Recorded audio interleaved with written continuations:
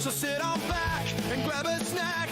We'll be laughing at some stupid crap. Been counting down the days to see the Sandman's face. Gonna open up that stream and hope that no one screams. It's time for some cumin and a little bit of goonin'. We're gonna look at some hotties and objectify some bodies. We're gonna talk about the week while holding in that skeet. It's time to have some fun. Just clean up when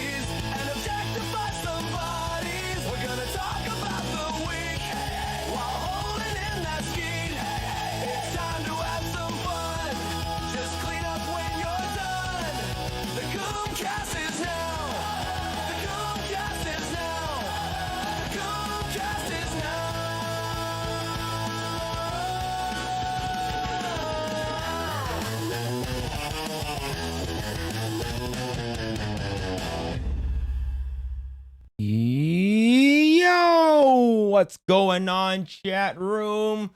All right, welcome back to another CoomCast. What is happening, everyone? Hopefully you guys are having a great day.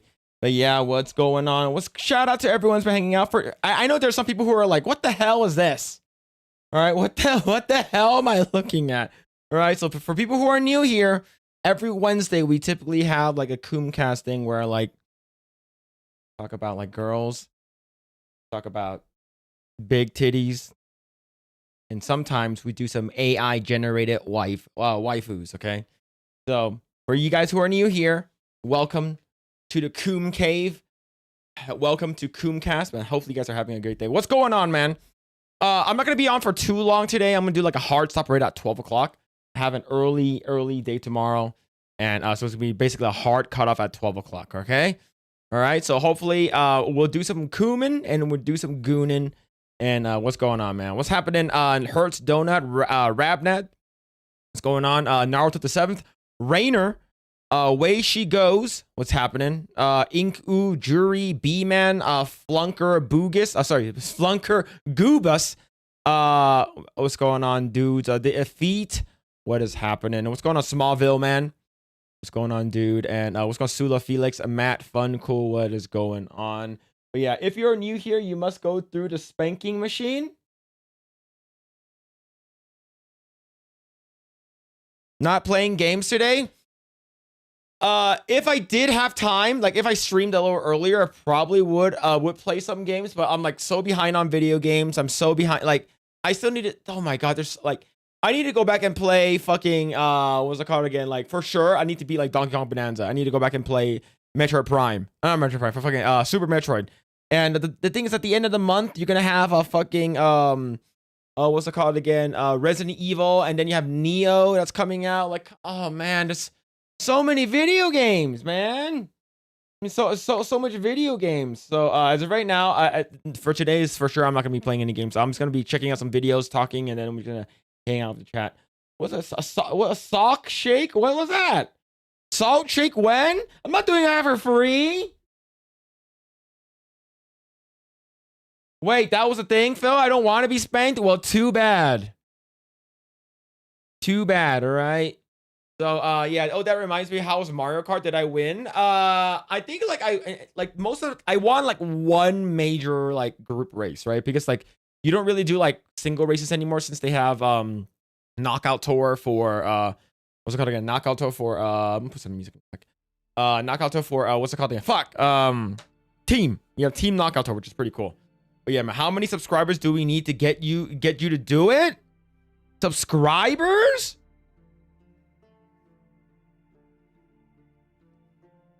We just hit 4,700 earlier today, so I don't know, 5,000?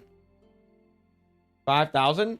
What are we talking about? Like, okay, when you're talking about a giant salt shaker, are you talking about like an actual, like, you know what? Forget it. I'm gonna talk about it. I don't want to talk about it. Okay. I want to talk. All right. So immediately we're gonna start off with the new Sydney Sweeney video that I just saw. Have you guys seen the new Sydney Sweeney video? That's longer than the freaking Lord of the Rings.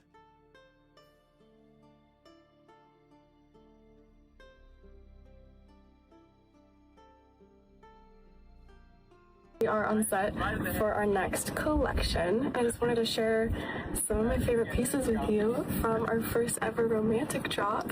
This is the Forget Me Not balcony bra. This is the Forever Yours demi bra. We have the Love Triangle. Then we have the Sweetest Little Thing Thong. When you feel this lace, I am so excited about it because it's my favorite lace so far that we've made. It's just super soft and really stretchy. I don't know what it is, but like them cut up denim shorts and the simple white shirt's pretty hot. I'm just putting it out there. I'm just putting that out there, okay? Sweet Escape boy short. This is the Sweet Cheeks Cheeky Hipster. Hope you're feeling better. I'm feeling a lot better. Thank you. Undie. Oh, we have someone leaving our shoot. Hi guys. Hi. This is the Private View bodysuit. You guys ready? This is incredible because You guys ready? There's not many things that hold my boobs in that are backless. This, I'm obsessed with, and I hope you I guys wonder why not many things hold in her boobs that are backless. I wonder why. I wonder why. but too, because this is hot. This is the Spellbound lace tee. We have the Spellbound skirt. Super pretty and really soft. So, and I am wearing from the first selection Seductress. Man, she just whips them out. She just whips them out. Here we go. We watch it again. We watch it again. It's really soft. So, and I am wearing from the first selection Seductress. Oh my god. Unlined plunge. I hope you love it all. I can't wait to see you all wearing the collection. It makes me really happy. Bye. Man. Man. You wasn't ready? You wasn't ready? You gotta... Did you guys miss it? Do we have to go back and watch it again? Do we have to go back and watch it again, chat? Right? Yo, yeah, we gotta watch it again. Gotta watch it again right over here. No audio, speed. What's the opposite of jump scare? I don't know. I don't know. Man, loop it. I can't loop this part. Can't loop it again. I can't loop this. Can't need 38 seconds. Loop incoming. I can't loop this. I can loop the entire video. But you're talking about looping like where she starts flashing? You're talking about like right over here, right over here. Okay, we loop it here, okay? We loop it here, okay? Put on repeat. See? She knows her audience. Hey, I'm gonna flash my boobs. Is this Sydney Sweeney? Yeah, she's marketing her new lingerie line called Siren. And she's wearing it, right? She's basically wearing it herself. A jump scare? No. Hump scare? Yes. Yep. That's how they do it, brothers. Man, she knows exactly how to get her audience, right? And here's the thing. Like, are girls gonna buy this? Probably. Are girls gonna want to buy this? Probably. Just leave it in the background.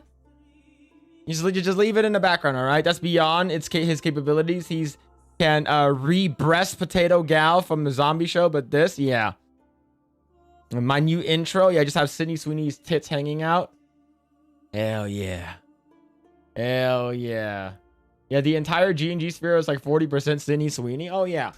Like, I saw this earlier today. I'm like, hey man, this movie is pretty long. Just letting you know, it's as long as the entire Lord of the Rings extended edition. Okay. X-Ray Girl has been ordering Sydney's lingerie. She really wants the bodysuit. Oh yeah. Well, hopefully it's not too expensive, right? The thing is that, like, if it's what you gotta look at is this cheaper than Victoria's Secrets? Right? Is this cheaper? Is this cheaper than the Victoria's Secrets? Right? So let's go. Let me look it up. Siren lingerie. Okay. Siren.com. Okay, so let's go. God damn. God damn. Get the look. God damn. Jesus. God damn. I can't zoom in. Okay, hold on. Oh, wait, hold on. There we go. There we go. There it is.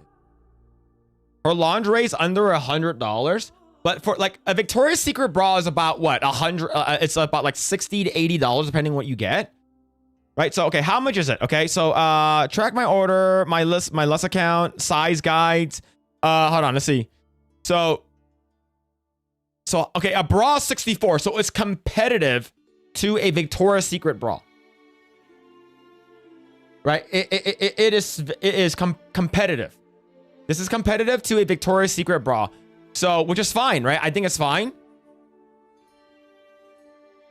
Little playful. Wait your turn. Well, no. I'm not gonna wait. Give me the goods. Oh, there it is. So, okay, Seduction lightly lined plunge bra. So this one is yeah, about $89, which is sort of, it is very, it's priced competitively to a Victoria's Secret bra, because a Victoria's Secret bra at average is like about $60 for like a decent one. And if you want like the what's it called again, the push-up bra that gives you like 2 extra cup sizes. So if you have a B cup, it push you up to a D cup. Basically those are about like, yeah, about $89 or like $100, right? Victoria's Secret has a bad brand though. There's that song about Secret being run by a man. Yeah. So X-Ray Girl says Victoria's Secret's bras are uncomfortable. They're not comfortable. Like my wife, she doesn't wear she typically doesn't wear like a Victoria. She doesn't wear like a bra with underwire as often. It's because it's just uncomfortable. So she typically wears like a sports bra or like just like a what's called like a bralette or something like that, right? And typically a lot of girls prefer not to have like an underwire for their boobs and stuff like that. A lot for an over shoulder shoulder. What? Facts. My ex-wife likes Victoria's Secret, but I've heard when the company was struggling. I don't recall when that was. She could have been Indian MC Harley Davidson. Yeah, like this kind of stuff, like it looks good. Like it looks good on her, and the fact that she's wearing it herself. Unlock it. Open up.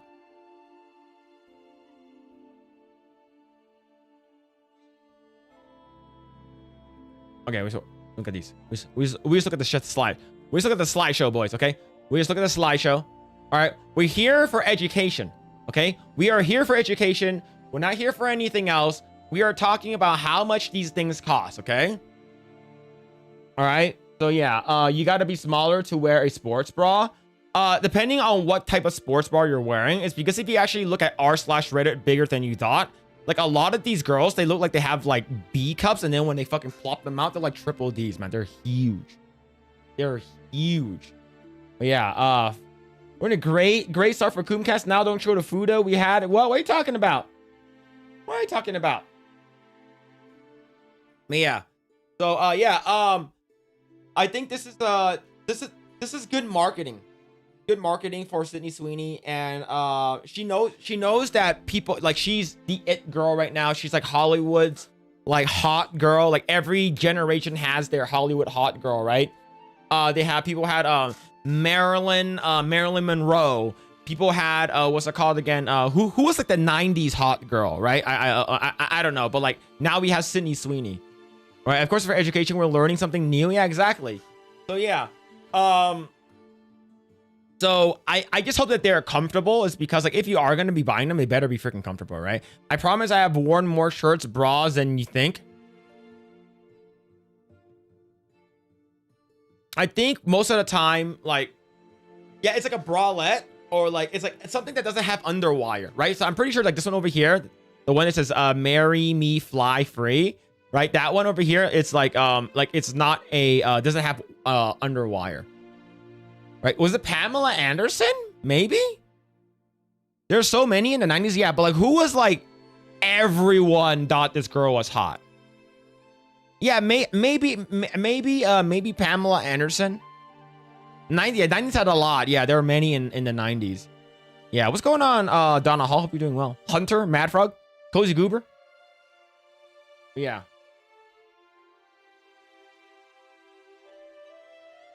But yeah, man, it's they're expensive. And yeah, Underwire was made by the devil. Yeah, Salma Hayek was Salma Hayek. Yeah, but like typically when you're talking about it, Jennifer Love Hewitt. Yeah, probably Carmen Electra. Well, Carmen Electra, like she had like what's it called again? She's like I wouldn't say Carmen Electra. She is hot, but I wouldn't consider Carmen Electra. I think maybe Jennifer Love Hewitt, maybe. What's going on, Hunter? What's going on, Mike McGinnis? 90s is what's her name with the most, Cindy Crawford. Just maybe Cindy Crawford, like that they're models, right? Salma was fine as fuck. Oh, yeah, absolutely. Absolutely. Go ahead, Angie. Hope you're doing well. Cindy Crawford, this is for pills, for the collection. Yeah, I'm looking at this for research. Okay, it's definitely for research. Yeah. The thing is, like, Underwire, like, it's not it's not good, and people just buy Victoria's Secret because it's like it's everywhere. Like, you go to any mall, they'll have a Victoria's Secret, but Victoria's Secret, like, nobody really buys Victoria's Secret bras anymore, but based off of what I've seen, and they're very expensive, especially when the downfall of Victoria's Secrets, when they like said, oh, we're gonna stop having the Angels runway and stuff like that, and then when they brought it back, they had like trans people. Tia Carrere? I wouldn't say Tia Carrere. Samantha Fox? Samantha Fox is pretty hot, yeah.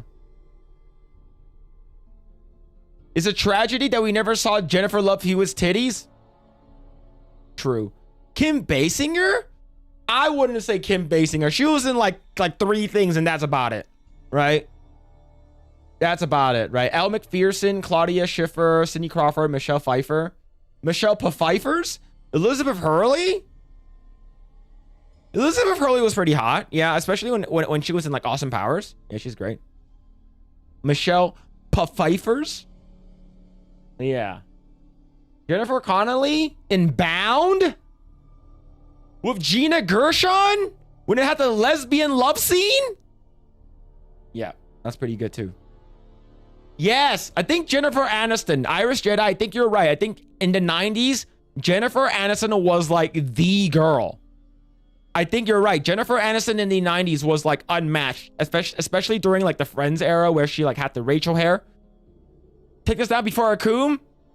No, I want you guys to come all over the screen. Give me a tribute. Liv Tyler from Lord of the Rings. Liv Tyler in when you first saw her in Lord of the Rings, when she came out as Arwen, you're like, damn, she's hot. Alicia Silverstone? Yeah, I liked her a lot in Clueless, but like she wasn't like huge, right? Like I would say I would say Jennifer Love Hewitt could be one of them. And what's it called again? Jennifer Aniston.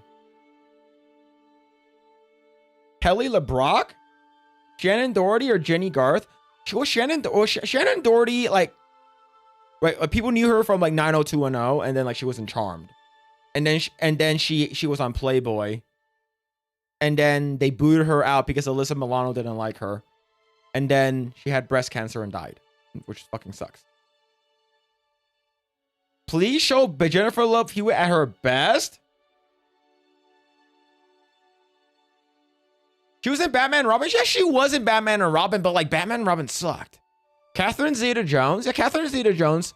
I was never attracted to Catherine Zeta-Jones. Mind you, she's beautiful. Right? She's a beautiful woman, but I was not attracted to her.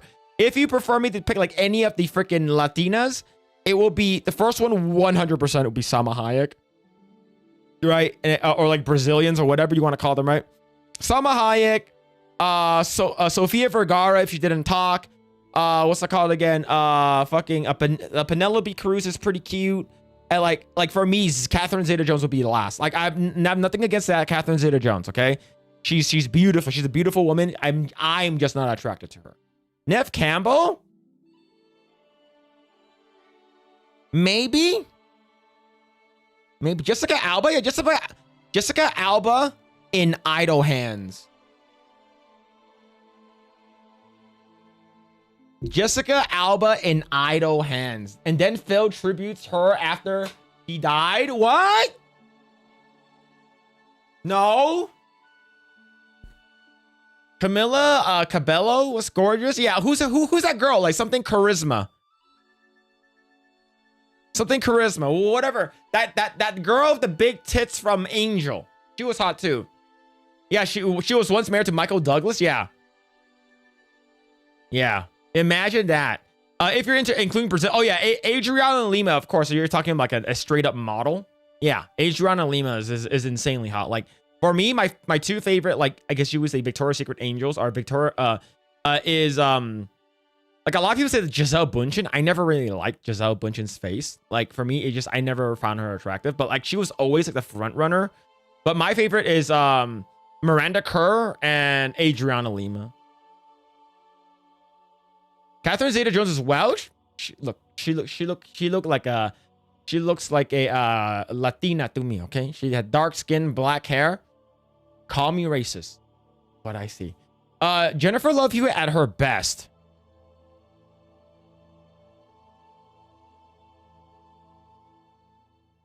The chicken half baked in the craft? You mean the black girl? She's pretty cute. I didn't know Catherine Zeta-Jones. I'm not sure if she's Welsh or she's Welsh. I just thought that she was Latina because she had darker skin. That I could be super racist though. She's a Welshman. Hold on. All right, the best place to look up Jennifer Love Hewitt photos are on X. Okay. Jennifer Love Hewitt. All right. Let's see. Damn, she's thick as hell right now.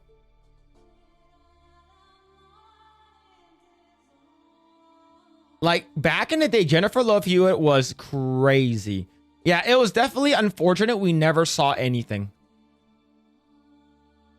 We never saw anything from Jennifer Love Hewitt. Hold on, I'm looking at some photos right now.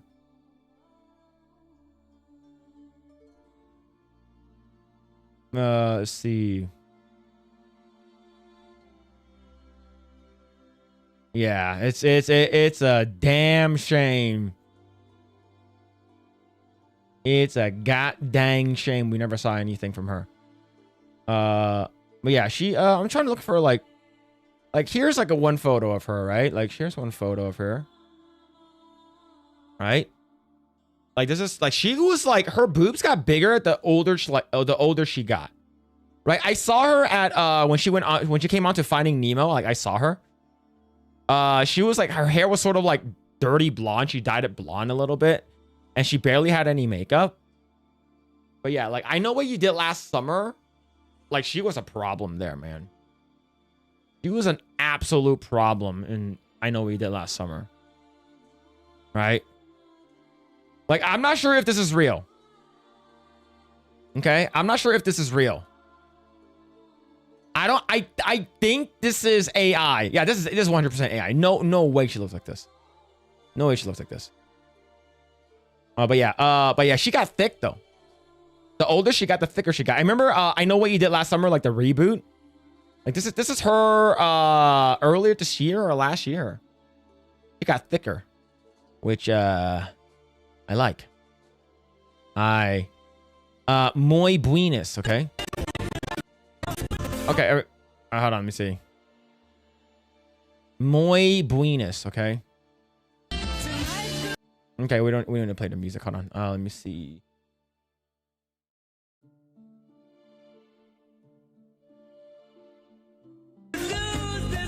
Okay, so this is so this is her right here, okay? Like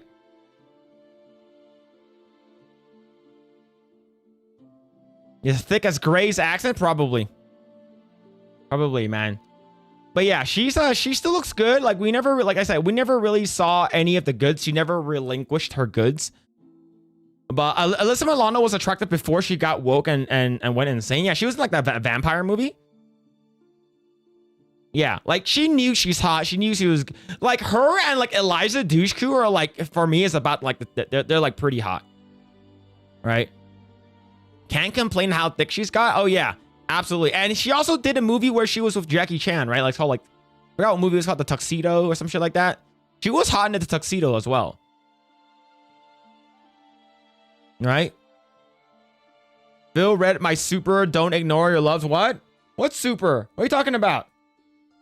Your super chat? Oh shit. RL Dog with the 2. Phil's favorite RuPaul and Blair Wright. RL Dog is yep. Go ban that guy. You ban him. RuPaul?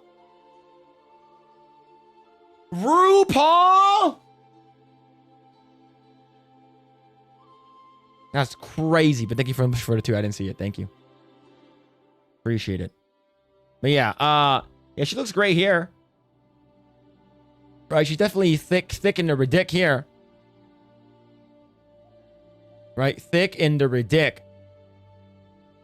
Right, so but yeah, but we never saw anything. We never saw anything, unfortunately. And it makes me sad. And it makes me sad. Look at, oh my God. Have mercy, bro. Jesus. Hold on, let me watch. Let me pre-watch this first. Let me pre-watch this.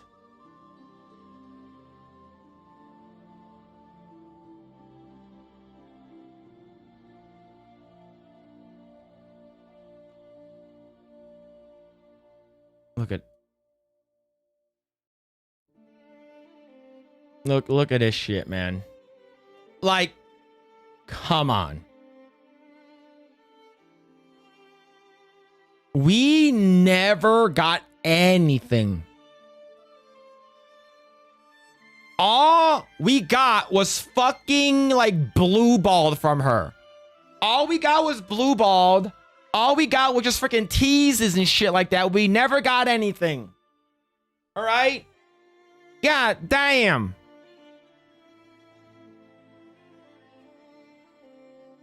It's like, geez, what are we doing? What are we doing here?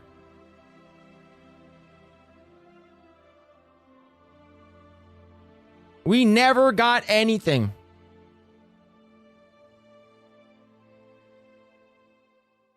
She never popped them out, nothing.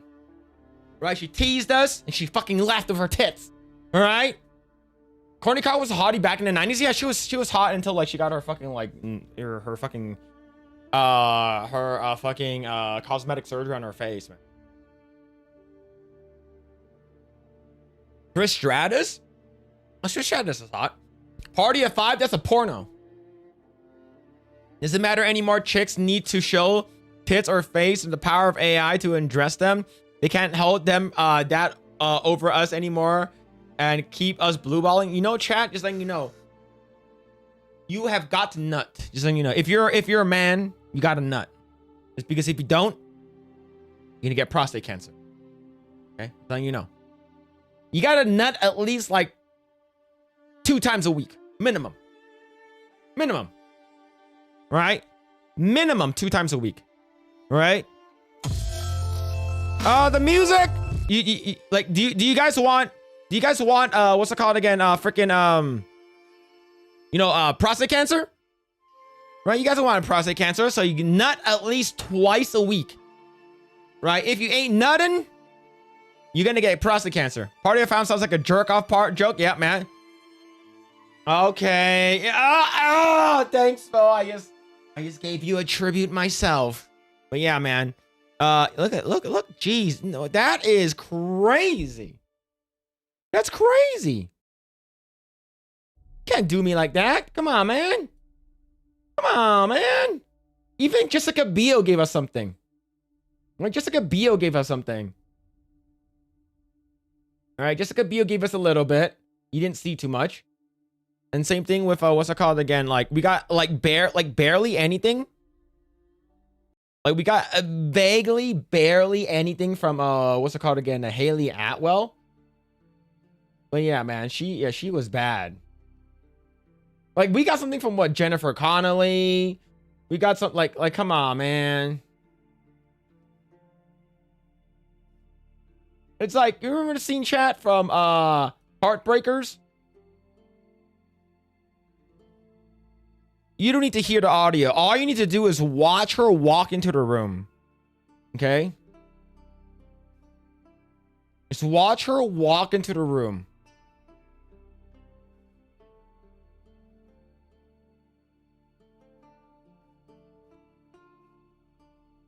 Come on, we even got something from Scarlett Johansson.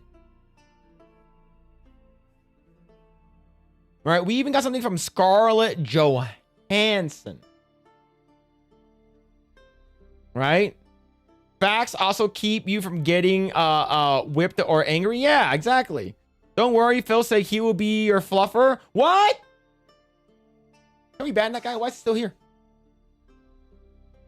Ban that guy. Right? So, Scarlett Johansson. Scarlett Johansson. We gotta make sure we don't look up any of these freaking things. But yeah, like Scarlett Johansson, like I know she's woke, but I would still give her the stuff. I will still give her the business. Right? Like she like crazy. But I like it. But I'm not here for her politics or anything like that, right? But yeah, it's what's it called again? Let me see if I can find that specific thing I'm looking for.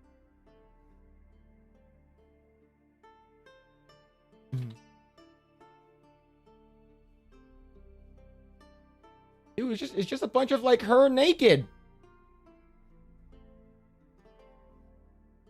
Yeah, hold on. Go to Google. Go to Google chat.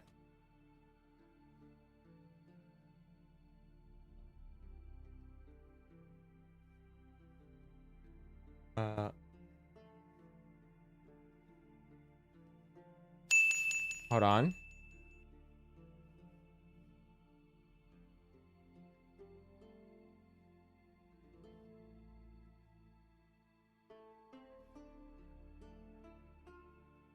Better.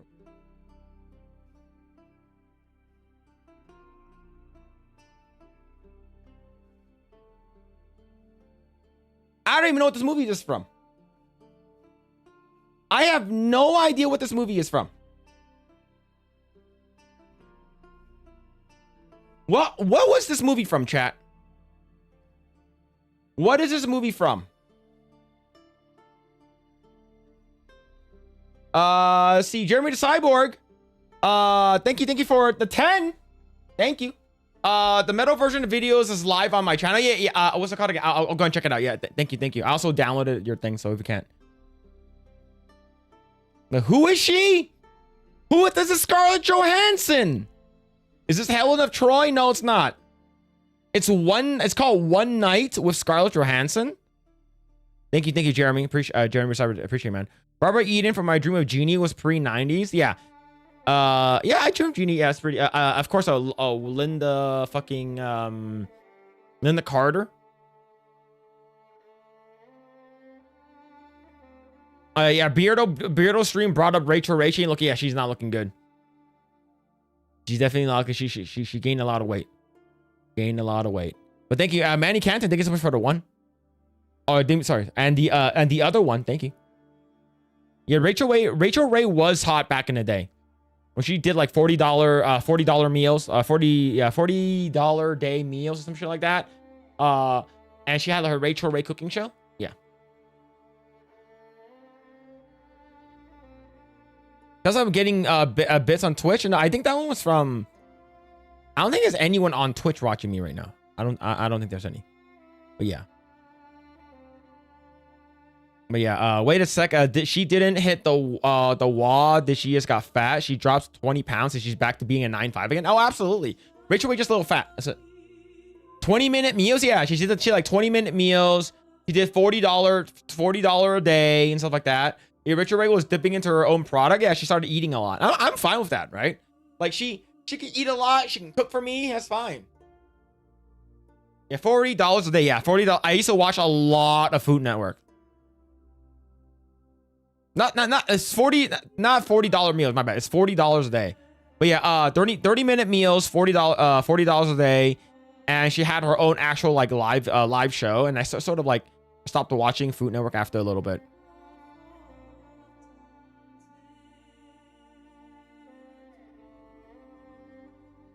No, I was talking about Jennifer Love Hewitt. Oh, yeah. Well, Jennifer Love Hewitt is just sad. Oh, Rachel Ray she dropped like 20 pounds. I would still do some nasty stuff to her. I would tell her to make me a cheesecake, and we do some nasty stuff. Rose Byrne, is she still hot? I think she's cute. For me, I never found her hot, but yeah, you should think she's cute. I love Food Network. I love Iron Chef. Yeah, La Cuisine. I love diners, drive-ins, and dives. I like $40 a day. I loved what's it called again? Yeah, like $40 a day with Rachel Ray is fucking amazing. I love that one. And Iron Chef I watch from time to time. But the one I really is diners, drive-ins, and dives. I bet a bunch of Phil's family was an Iron Chef. Yeah. What's it called? Yan Can Cook is my uncle, chat. Yan Can Cook is my uncle. All right. Yeah, she gained weight during her live show. She started eating. Yeah, she actually just progressively got bigger in one episode. She just got really fat. Yeah. Remember Chopped? I love that show. Yeah, Chopped is pretty good. Like I used to watch like Alton Brown. Like he made it very like scientific. I thought that was pretty good. Yeah, but yeah, I like the how it's made. It's really good too. Like how they make the food, like how they make like taffy, how they make like candy and stuff like that. They use machines. Like that's fun too. But my favorite is 100% like diners, drive-ins, and dives. Like I went to like whenever they come to like when Guy Fieri came to LA, like I went to all of the ones he went to. Right, we went to the one called it's a gastropub. I forgot what it's called. They had like duck fat fries. It was really, really good. And I went to that one. I went to oh fuck. It's not Food Network. It's on Discovery. Man versus Food. Man versus Food was my shit, man. I watched the shit out of that. Man versus Food was so fucking good. And I also watch a lot of I used to watch a lot of Man vs. Wild, but Man vs. Food was legit like one of my favorites that's not on Food Network. I like Rose McGowan. She was smoking hot in Planet of Horror. Oh yeah. And the thing is like you can see her boobs already. It's because when she went to the red carpet with Marilyn Manson, like she was basically wearing like a fishnet the entire thing, and you see her boobs. She's hot back in the day, yeah. Yeah, Man vs. Food was one of my favorites. Well, how you can do the challenge and something like that, yeah. I see every episode of Man vs. Food. And Adam and then Casey. Yeah, I didn't watch. I stopped watching Man vs. Food because it's called like People versus Food or something like that, because he started getting really, really unhealthy and he started getting fat. So then he's like, yeah, you can't keep doing this. Yeah, Beardo went full architect on Daily today regarding Bryce Dallas Howard. Oh, Bryce Dallas Howard like was fucking nerfed to shit in Jurassic Park World because her ass is too fucking big.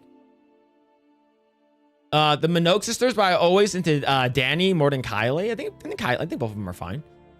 So I'm surprised how he never had a heart attack. I think is like, I guarantee you he probably like took a lot of tests before he did those challenges, right? Especially the ones like you have to finish like a fucking burrito in like a giant massive burrito in like 15 minutes, like that, right? Well, now it's yesterday, but yeah, that's splitting hairs. Yeah, a Cupcake Wars could have been mistaken for Beardo and Phil Jello wrestling. That's crazy. A lot of Julia Child stuff is on YouTube now. Yeah, Julia Child stuff. I did when I started watching Food Network. I think Julia Child has already passed away. Like she passed away already, and they were still airing some of her stuff back in the day. Bring Bryce Dallas on the stream. No idea what she looks like.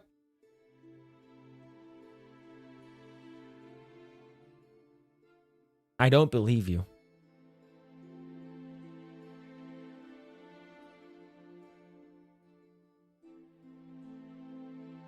I don't believe you.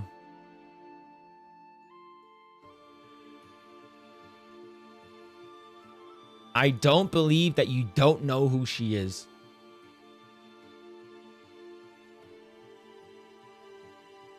Why do I think you're lying?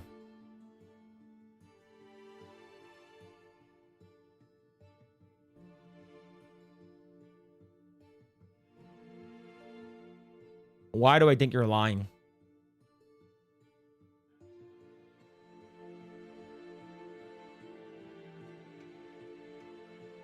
Hold on. Let me find another couple of one.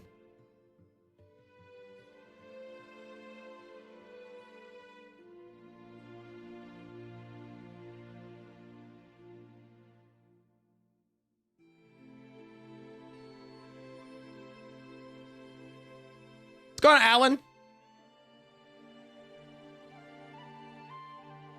Still can't believe that she's Richie Cunningham's daughter. She's Ron Howard's daughter, right? I remember watching Julia Child when she was alive. Yeah, when I got into Food Network, she's passed away already. Julia Child did all stuff all the way back to World War II, and I think it was her that did ration recipes. Yeah, I'm pretty sure it can. Yo, I can't believe Yan Can Cook is Phil's dad. Yeah, that's crazy. Yeah, so this is Bryce Dallas Howard. This is Ron Howard's daughter. Okay. Jessica Chastain, I prefer Bryce Dallas Howard. Look at the way she's biting her lip. Have you seen her? Have you seen her?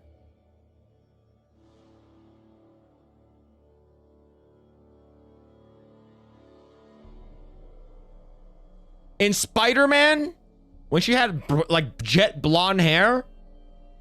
You telling me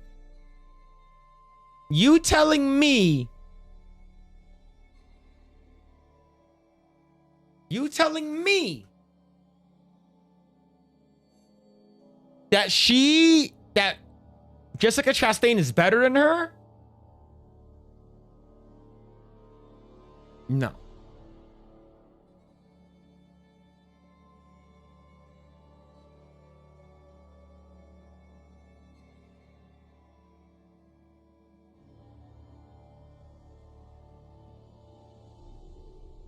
You want to see a crime?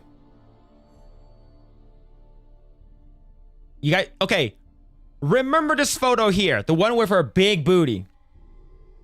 Remember her big booty here, okay? This officer arrests this person that nerfed her ass in the poster. Officer, they're right there. He's right there. Arrest him.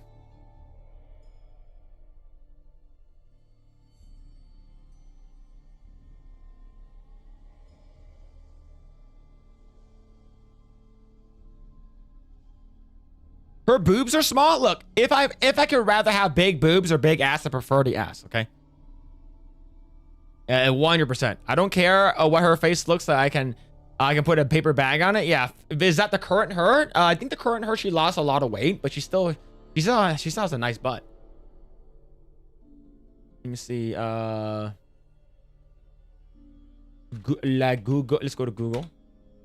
2025. Bryce Dallas Howard.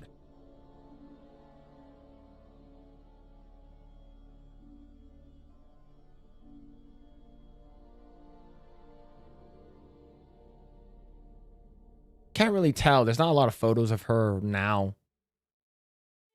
But yeah. So, she's too, because this is heavily photoshopped. This is her.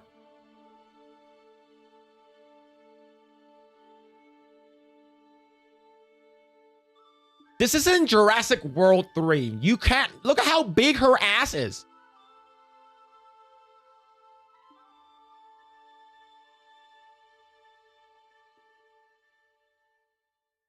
Look at this. Look at her. Look at that. That thing is huge. Me gusta.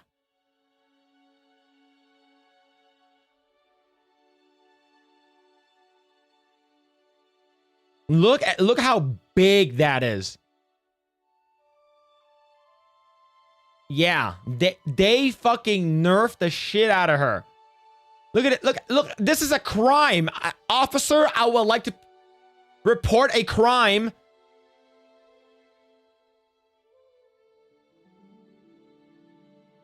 Ash, you can grow. Sometimes you can't. There are some people who can't. Like, I've seen like very, very like overweight women. They can't grow the ass. Some of them can't. Do I know Kelly Brook? I do. I do know who she is. Yeah. Look how thick and ridiculous that is. Zoom in more. I can't. Yeah, they took all of it. They took all of it away. Where is it? Where'd it go? See, look at this.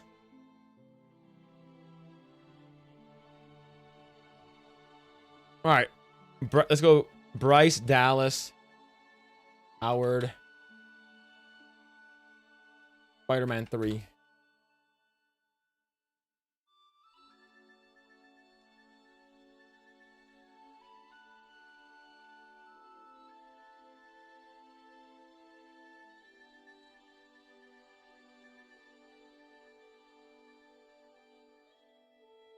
Yeah, she looks good as a blonde. She does. Like, this is just her here. Right, this is just her here, but she looks good as a blonde. Right? She looks pretty good as a blonde. But I don't think she had the big ass yet, right?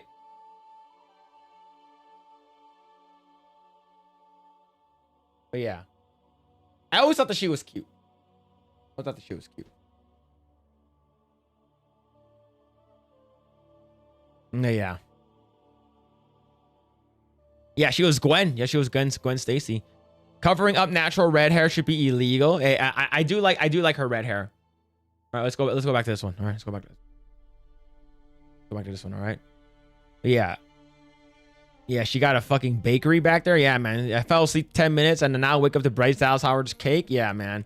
She is massive. Some women wear extra weight very well. Oh, absolutely. Like for me, like I like thicker women in general. I don't like them super. Like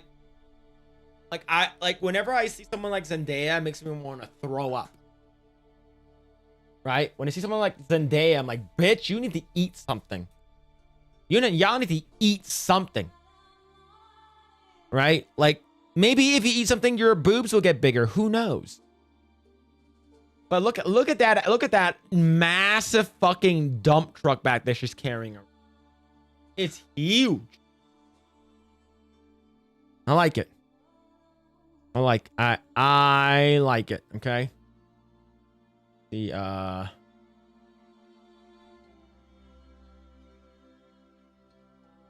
me see. Yeah, but yeah, she like I'm not sure if she's woke or anything. She probably is. You know, most people in Hollywood are pretty much woke. Right? So this was look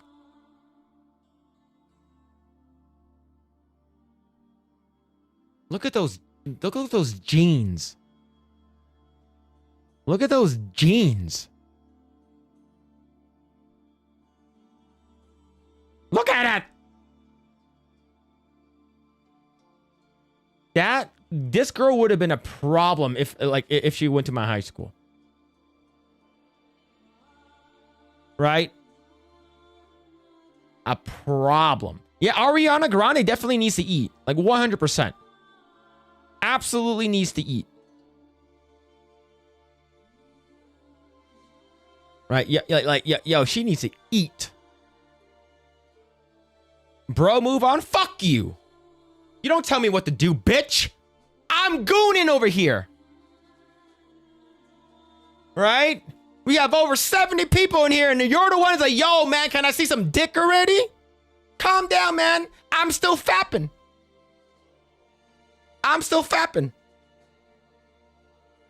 Yeah, those jeans are hanging on for dear life. Oh, absolutely. Oh, absolutely.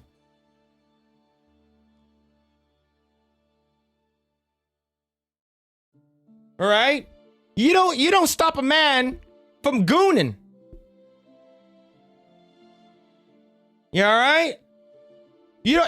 I'm about to nut, and then you tell me, yo, let's move on, see some dick. I'm like, no. We got 70 people in here gooning, and you're like, yo, man, can we not talk about girls anymore? Do you want me to go full screen? Because I will. I'll go full screen right now.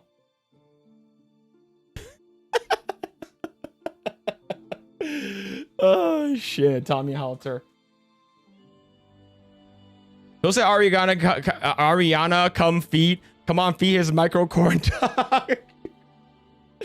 Yo, look, imagine like Tommy Halter. All right, I'm fucking with you, okay? Like, imagine if I'm like fucking like jerking. I'm like, yeah. It's like, yo, can we hurry up? Like, yo, what the fuck? I'm taking my time here. the type of woman that you have to have feed me, fuck me, and shut the fuck up. Yeah. Yeah. Enhance Phil's face. Yep. That's gonna be a problem. That's gonna be a problem. Hey, all right. We enhancing my face, okay? All right. We do have a bunch of stuff that we're gonna be covering though. I do need to talk about a couple. We got off topic here, okay? We got off topic talking about Sydney Sweeney's boobs here, okay? But we do have. I do want to talk about this. I did bring this up. I was bringing. All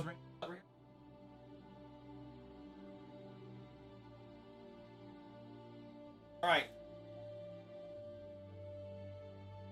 y'all. I have to blame Shad, okay? Whenever I talk to Shad, I say, "Hey, man, I'm gonna blame you." Okay? I'm gonna blame you, Shad, is because I bought a sword because of Shadversity.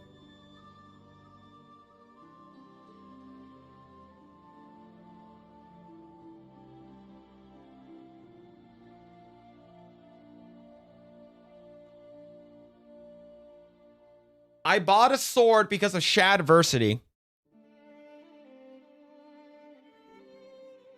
He said that this sword's pretty good from Swordier, so you should get one.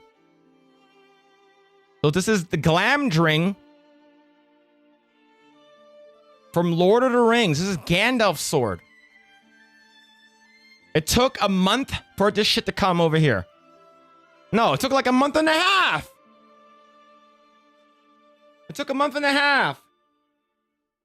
All right. I barely took it out.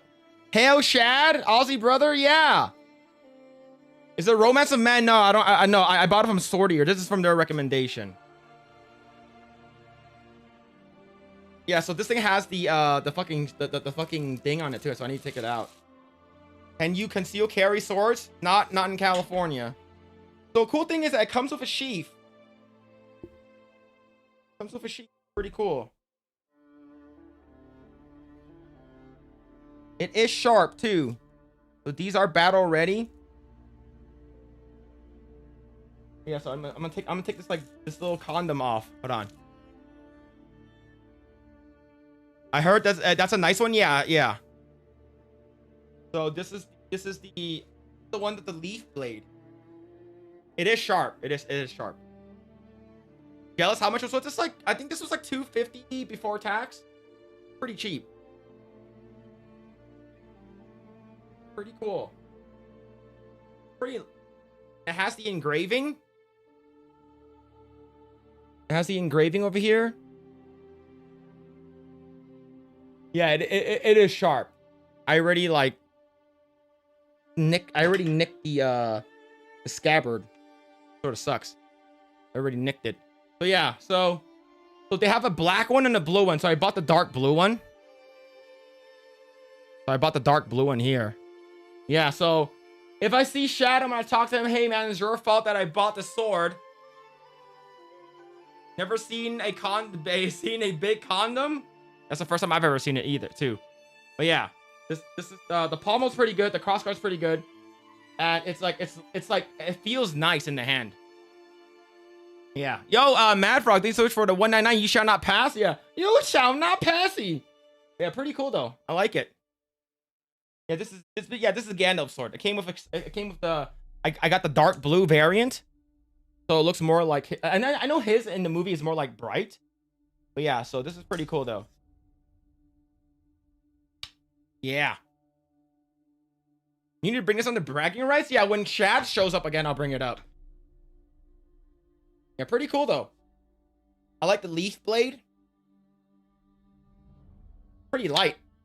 Like I told my wife, my wife used to work at like a sword selling place, right? In like the mall. And she said that like, this sword's pretty light. I'm like, yeah, it's pretty light. But yeah, pretty cool though. I like it.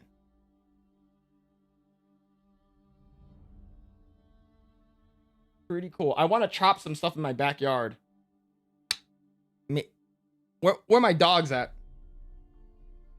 Where my dogs at? Yeah, but it's pretty cool. I probably should get like a wall hanger for this because this one does not come with a wall hanger. Like put the condom back on? No. to put the condom back on. But yeah, is it well balanced? It does feel well balanced. Like I took all of my like my research.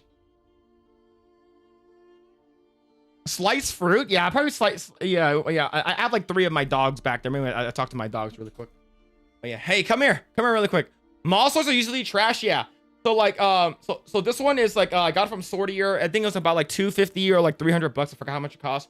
It took like a fucking month and a half for this shit to get delivered. It came earlier today, and I was like, okay, I'm gonna show it off there in chat. For YouTubers, I'm kidding. Yeah, with my dog, I'm gonna eat my dog. But yeah, I like it. It's pretty well balanced. Like holding it with one hand. Yeah. Pretty balanced. It's more balanced than my my Maul katanas. My Maul katanas are very heavy. And if it's not heavy, it's just balanced really bad. But so far I like it. Remember swords need maintenance? Yeah. Yeah, oil, it does have some oil on it. It does have some jizz on it already. You see right over here? Right here? It has some jizz over here already. But yeah, this thing feels good in the hand. That's cheap for a sword, yeah. Yeah, $269, yeah, jury, yeah. $269, and just like the shipping was sort of expensive. Because it's coming from China. Yeah, pretty cool though. I like it. I just need it doesn't come with a wall hanger because I wanted a battle ready one. Or like not battle ready, I guess they would call it a functional one. Yeah, you see, it already has like oil on the. You see the oil on the scabbard. Yeah, I like the Game of Thrones katana, but it's 400. Yeah, 400. Yeah, it's like sort of expensive. The plastic will keep the oil. I'm gonna wipe this afterwards, chat. I'm gonna wipe this afterwards. This is like leather. I'm not sure it's like what kind of leather it is. Stitching is nice. Yeah, I like it. Shads has a video for a perfect rated katana. That's only $300 on his site. Is Shadversity? Yeah. Sir Philip Wen? I'll be the knight of China Rand. Yeah, but I like it though. It's pretty cool. I showed it to my wife and she held it and she's like, oh, it's pretty nice. Yeah, for like under $300, this is pretty nice. So I just don't know where to put this shit. But thank you, Jeremy. Jeremy Cyber, thank you for the 5. Appreciate it. Why do I think that you want to recreate the sword and silk scarf scene from Bodyguard? Maybe. I don't know. But yeah, it comes with this. Oh. Yeah. So scabbard. Wipe it on stream, do it slow. I don't even know what to wipe this with. Like what kind of cloth should I use? But yeah. I don't even know like how I don't even know like sword maintenance. I just bought this because it's cool. Like, see, here's the thing. People ask guys or ask me, do boys grow up? I'm like, no, we don't grow up.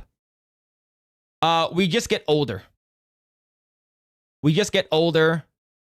And then now we have adult money. We buy random shit for no fucking reason. You know, I could have used like that $300 to do something, you know, I could have invested it, or nope, I just fucking bought a sword because I thought it was cool. Right? Boys do not grow up. Boys just get older and they stay the same. A polished cloth? Yeah. I probably do need a polished cloth. Definitely do. But I like it though. It's a like I said, it's a leaf blade. It is sharp.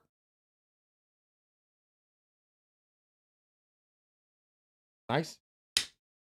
Pretty nice. Ballistol, my friend? I do have ballistols right over there. The ballistol works? Really? It's CLP that works on leather and rubber too, so it's perfect for swords. Really? I feel you, Phil. I buy so much random shit. Yeah, you only live once. I buy a lot of fucking random shit, bro. Like, I actually, if you're talking about, I actually have ballistol.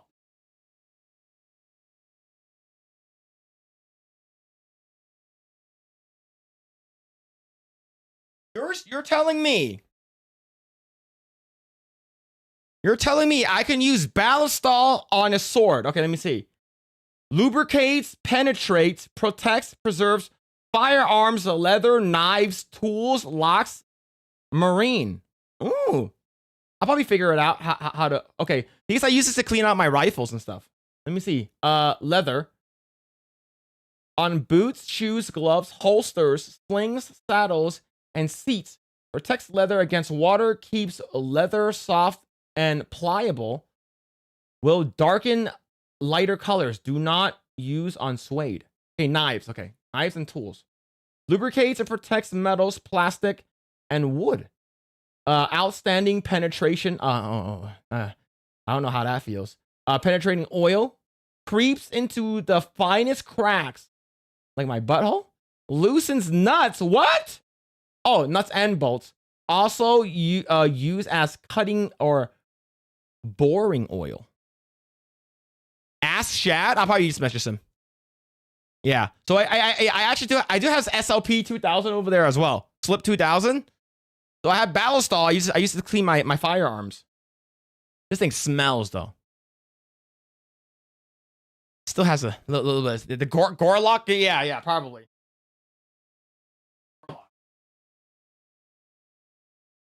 Yeah, I probably should get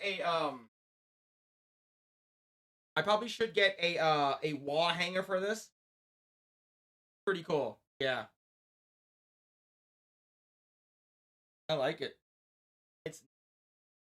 I'm not gonna stab myself.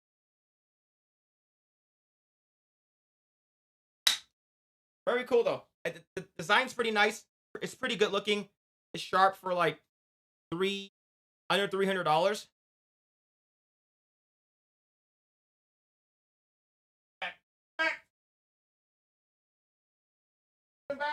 Back. The box.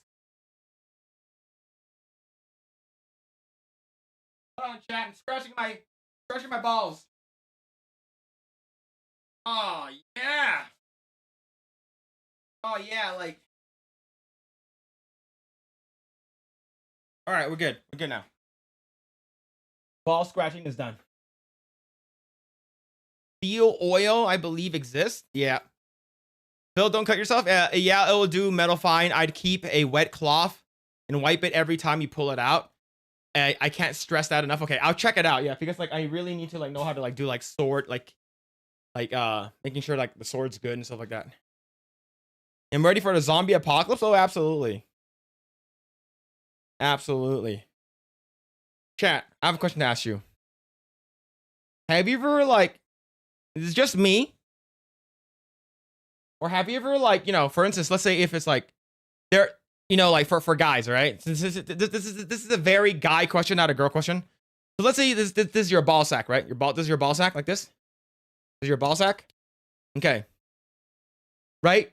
Whenever your ball sack is itchy, like you can't just go to it and go like this, right? It doesn't work. It doesn't work. Like you have to like go like this. You grab your thumb like that and go like this, right? You sort of use the back scratch. Use the back of your finger to scratch it like that, right? Or you basically go like, yeah, you basically sort of like rake it like that, right? Right? It's because like it's too loose. It's so loose, right? Is it just me? Right? So you just go like this, right? You go like that, and sometimes you go under it and you sort of do the same thing on the other side like that, and then at the end of the day, like you smell it, right? It's not just me. 10,000%. Yup. Kinda. Yeah, correct. Yeah. I thought he was saying my balls were in his hands, right? And afterward, you smell it. But you smell it to see if your balls your ball smells, right? Ball scratching 101 with Phil. Laugh out loud. Yeah. Ask for help. Where is this going? Otherwise, you bounce too much. Yeah. Itching is not. Yeah. Exactly. Right. I don't smell it. No. So just me. Fuck. It's just me? Shit! No, if I go the other way, Phil needs help. Nah, grab and stretch. The thing is that you can like grab it and stretch the skin a little bit. Like you stretch the skin like that. So it doesn't like jiggle around. Just join. What are we talking about? Oh, fuck. Your smelling sounds like you, Phil. Yo, just the smelling part's the best. You see, it's not just me. It's not me. It's not just me, chat. I step 100%. Yo. Phil just exposed on the internet. Phil just exposed all what all guys do. Everyone smells it. Those who don't are liars. 100%. Okay. Yeah. So, okay. Yeah. The thing is that like you can't just go out and just scratch your balls like that. It doesn't work. Right. They move around too much. You need to lock them in place. So you use your thumb and sort of use the back. You rake it like that. Like you go like that. Right. You go like that. And then you go under. Or you can hold it and put it in place and go like this. Right. And then afterwards, you just like, just 2 whiffs and you're done, right? That's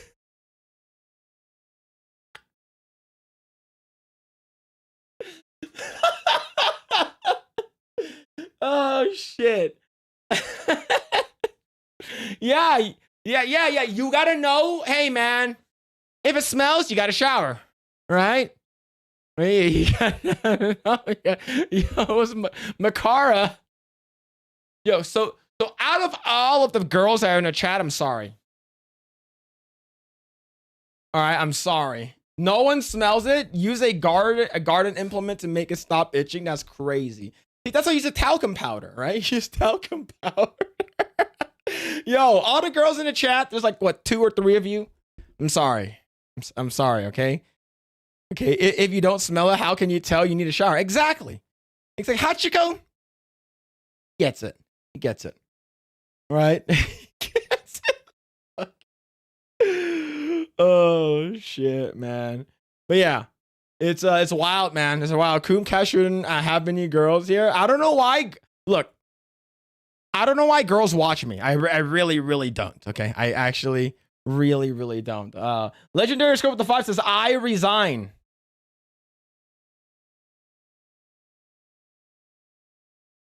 Resignation not approved. Denied. You guys gotta sit here and listen to me talk about this gross shit, okay? Thank you for the 5 legendary scrub. And RL Dog 99 with the 2. Phil likes dick cheese on his sandwiches. Why is he still here? Why is he still here? Get him out. Thank you, RL Dog, for the 2. Yeah, you're not like fucking like after you fucking go and say fucking scratching, you're not like fucking you're not doing that, bro. You're just like, you do a double sniff. 1, really fast, okay? You don't do the shit, that's a good one. Oh man, it's ranked today. You don't do that shit, bro. Pro tip, spray your drunk with men's body deodorant and scratch. Oh, yo, imagine scratching your balls and you're like, man, this shit smells good. Yo, fucking what's it called again? Axe body spray on your balls. At least it's a sniff, not a lick. Yeah, you're like scratching it. You're like, ooh, oh, what's that? A little tangy. But yeah, you heard it. We're sorry. I'm sorry to begin with. Okay, I'm sorry to begin with. I'm breathing in my genitals. What are we doing? Brother is wine testing his balls. You're fucking like, You gotta give it some rotation so it aerates the smell. Bro. I gotta let the girlfriend or wife do it. It's much better. That's crazy.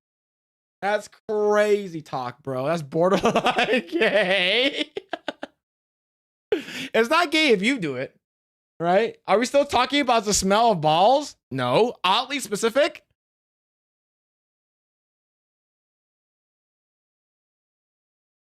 I was just making stuff up, okay? It's not based off of any prior experience. It's not based off of any, recollection that I've done before. It's called bouquet. That's fucking crazy. Honey, smell this. The fuck is that? Fucking duck butter Chardonnay sounds so nasty, man. Phil always goes for the Fuda topics. How's this Fuda? Yo, this is like regular guy talk, bro. Bro, does your ball smell? Oh, shit. If I can smell my dick, I'm not putting it anywhere near a woman. Oh, absolutely, man. Absolutely. It's like, hey, we're going to have some sex. We're like, Let me shower really quick. Like, why? Oh, I haven't showered in like, you know, a day or two. You know? Bro, let me smell your balls. All right. When we went from Sydney Sweeney lingerie to perving hot celebrities to swords and now ball sniffing. What a stream. I'm sorry. Okay, chat. This is this is unacceptable. It's because of my nerdy home. I had to put warning signs in the chat. Oh yeah, I think she's streaming right now, so we should be fine. We should be okay. What did I just join into?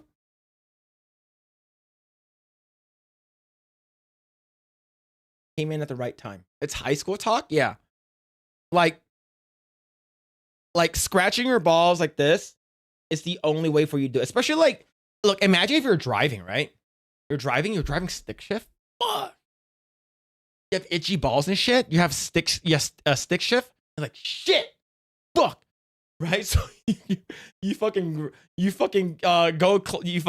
switch it into fucking first gear, go all the fourth, and just have it fucking just take your foot off the gas and just like really fast, just fucking.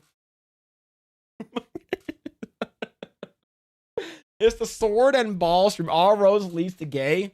Typically it does. This object, Mr. the Laughing Man. Yeah. See, some chicks like ball stank.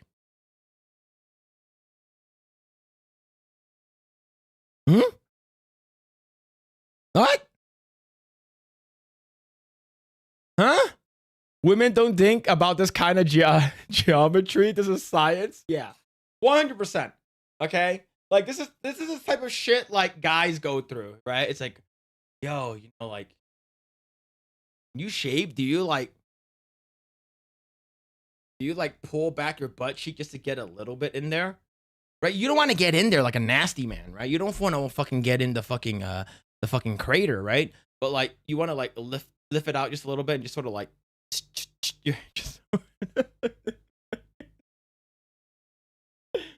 right? Right, when you're going to husk the corn, you're like, all right, cool. What kind of design I'm gonna have this time, right? What kind of design I'm gonna be using this time around, right? Should I get a landing strip? Should I just leave it bush? You know, but like, you know, what about them ass hair, right? What about the? Okay, I'll stop. I'll stop. All right, it happens. It happens, dudes. Like, look up freaky women who like ball stank. Yeah, I don't know. I'm pretty sure there are some out there. I'm pretty sure most people don't like it though. See, worst thing is when your balls get the kiss of Poseidon in the toilet. No, my balls aren't that you know, they're not that droopy. I pull the hair under and thereafter a shower. Oh, see. I go for the braid. It's classy. Hey. Like a Viking. I don't spread cheeks. I just sweep under under where the band plays. What? What are we talking about, bro?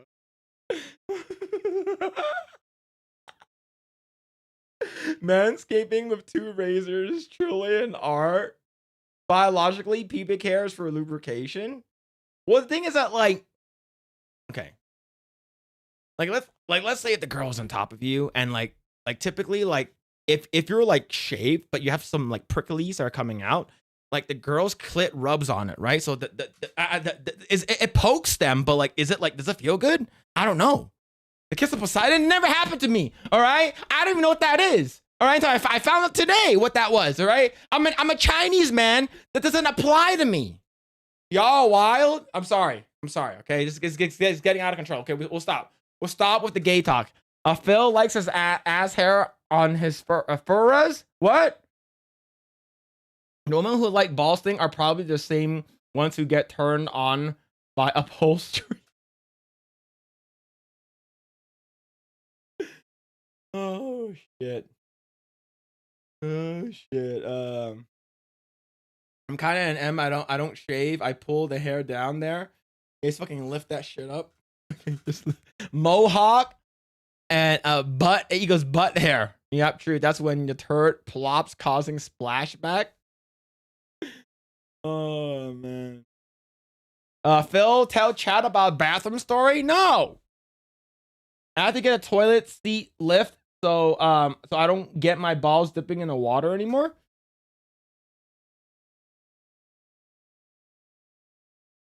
The thing is, I can't relate to that, you know?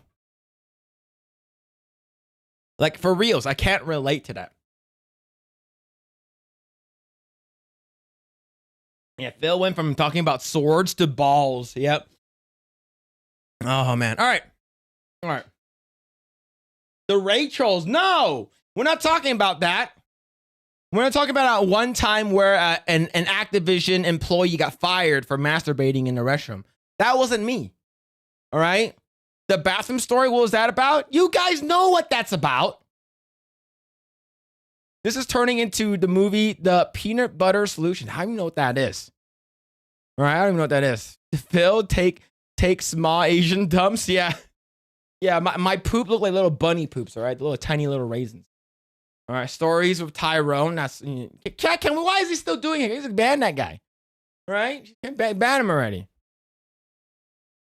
Is that the same booster Kata uses? That's wild. Probably share. It was me? No, I don't know. I'm new here. Junebug, you've been here for a while. Okay? You've been here for a while. Okay? All right. I'll tell the story very quick, okay? I started working at Activision as a QA tester for Guitar Hero Smash Hits back in 2010. And I said, like, because we're working graveyard shift, right? We're working graveyard. So we work from like fucking 6 a.m. I said we work the night shift. So like 6 a.m. I mean, that's 6 a.m. 6 p.m. to like 3 a.m. So I was like, okay, since people, and sometimes you guys do like overtime, you guys work into the wee hours in the morning and shit like that. What's the craziest story you guys heard? All right, craziest story you guys heard is like, there's this guy's like, oh, there's this guy who was masturbating in the restroom and we fired him. And then we're like, how did that happen? Well, and it was like, so like, this is like the legacy QA tester guy for like the dev track stuff. So he said that, well, I went to the restroom and I was washing my hands. I was peeing and then washing my hands. And then there's a guy, I noticed there's a guy in the stall. And then while I was washing my hands, I was grabbing the paper towel. I was drying off my hand. And I hear heavy breathing. You go, it's like, what the fuck is that? Right? So this guy leans back. So he leans back. And you see a guy like moving like sort of like rhythmically, right? He's like, you know, and he has his laptop in there with him. Okay, back then smartphones weren't really like super popular yet, right? It was popular, but like not a lot of people had like an iPhone or anything, but people just had like regular phones that are like the like basic simple iPhones. This guy had a full-on laptop. Right? He had the laptop and he was jerking it in the stalls. And I said, how did you know it was the guy? How did you know it was him that did it? And he said, he's like, you remember those belt clips we give you? Those belt clips with where you can have your name tag, it clipped to your belt. He's like, yeah. His brother's pants was all the way down. Right? All the way down to his ankles, right? It's not like up to his knees or anything like that. It's all the way down to his ankles. And his name tag was on the ground. So he saw his name. He saw his name. So then so they waited for him to come out. This is library. So they waited for him to come out. And they're like, hey, can we talk to you really quick, right? And he's like, you know, they brought him to HR and they let him go. They fired him. The reason, now here's the thing. There was 2 girls that did QA testing in what's it called again? In Guitar Hero Smash Hits. One of them was a white girl, right? Average white girl. Me and her are friends. And there's another girl, her name is Precious. Not a black girl. But a Filipino girl. And she was cute.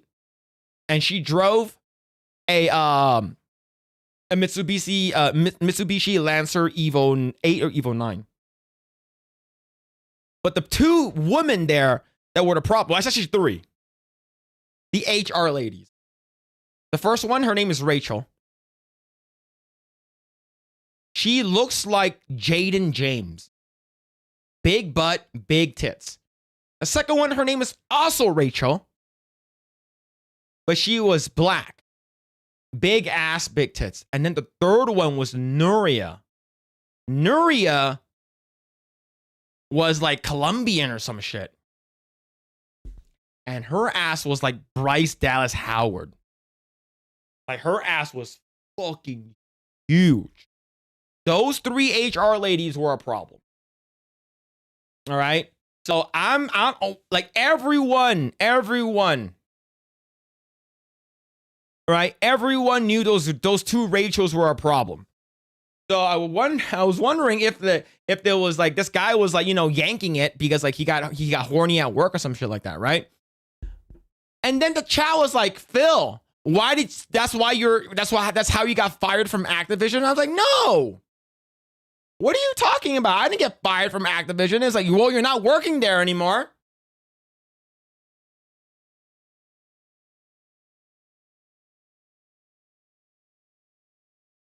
I couldn't have a rebuttal.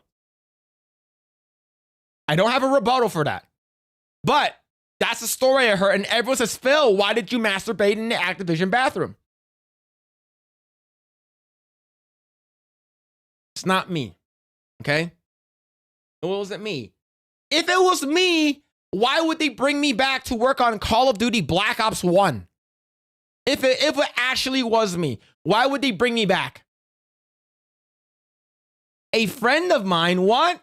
Precious Cast, what? Rebuttal? 2 Rachels equals a Karen? Phil sucked Precious off in the bathroom. Precious was a girl. I'm gonna ban. He has all the details. Precious is Phil's stage name. Phil turns to the golem when he thinks of Precious.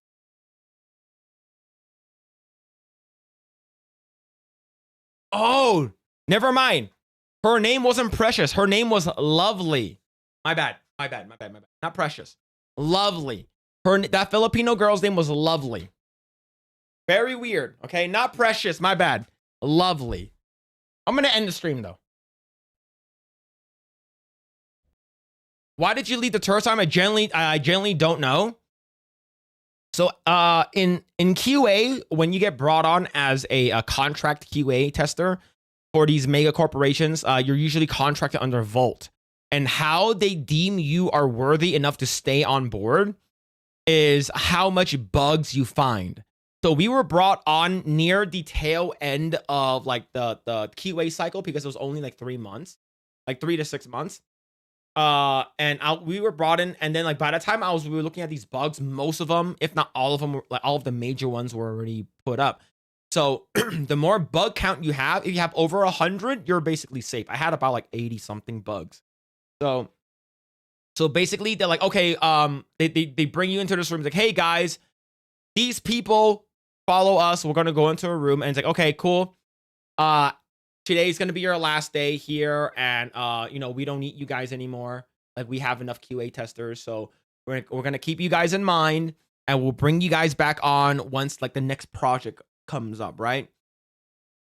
So what happened was that what's it called? After that, after like I was there for about like 6 to 8 months, and then about 3 months later, they're like, okay, you're gonna come back to do what's it called again? Call of Duty Black Ops. I'm like, okay. Right. Wait, what? Yeah, Volt. Yeah, it was Volt. It's Volt. All right. Was it comfy stall at least? I'm gonna ban Vexsphere right now. Contract work. Say no more, fam. Thanks for the love. Yeah. Thanks for the lore. Yeah. It's contract work. And the thing is, in order for you to get brought on full time, like you, even as a senior tester, like you're not a full-time employee of Activision. How Phil, how did it feel being Lovely's little spoon?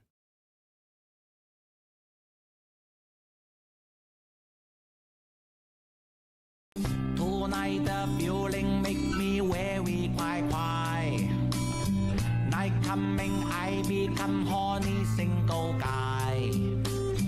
We talk on the iPhone. You want to I'm sick of y'all. I'm sick of y'all. Why didn't you just do it in your car? It wasn't me.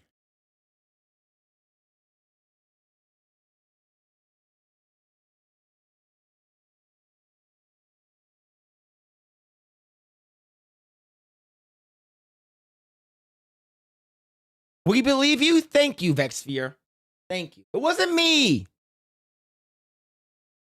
Like I said, they wouldn't have brought me back to do Call of Duty Black Ops, okay? Everybody in chat, Wang Chun tonight, and we're gonna ban that guy too. All right, we're gonna ban that guy. You're fascinating to talk to. Look, I have just fucking weird stories, okay? I just have weird stories. Hey, Phil, I believe in you. Thank you, Junebug. I appreciate it. You sound like Meek there. I think he's rubbing off on me. I'm sick of y'all though. I am. The more you say it, it wasn't me. The more we believe it's you. Lovely Precious. What's with this stripper names in the story? Is this story even real? Yes. Yes, it is. All right. Like the stream chat, Precious hasn't been hired as much lately. The funds are in the shitter. We can ban Hunter. Can we ban Hunter? Can we ban that guy? I said they brought you back to work on Black Ops because they noticed that you didn't get any seed on the bathroom floor, so you could easily work on aiming controls for the...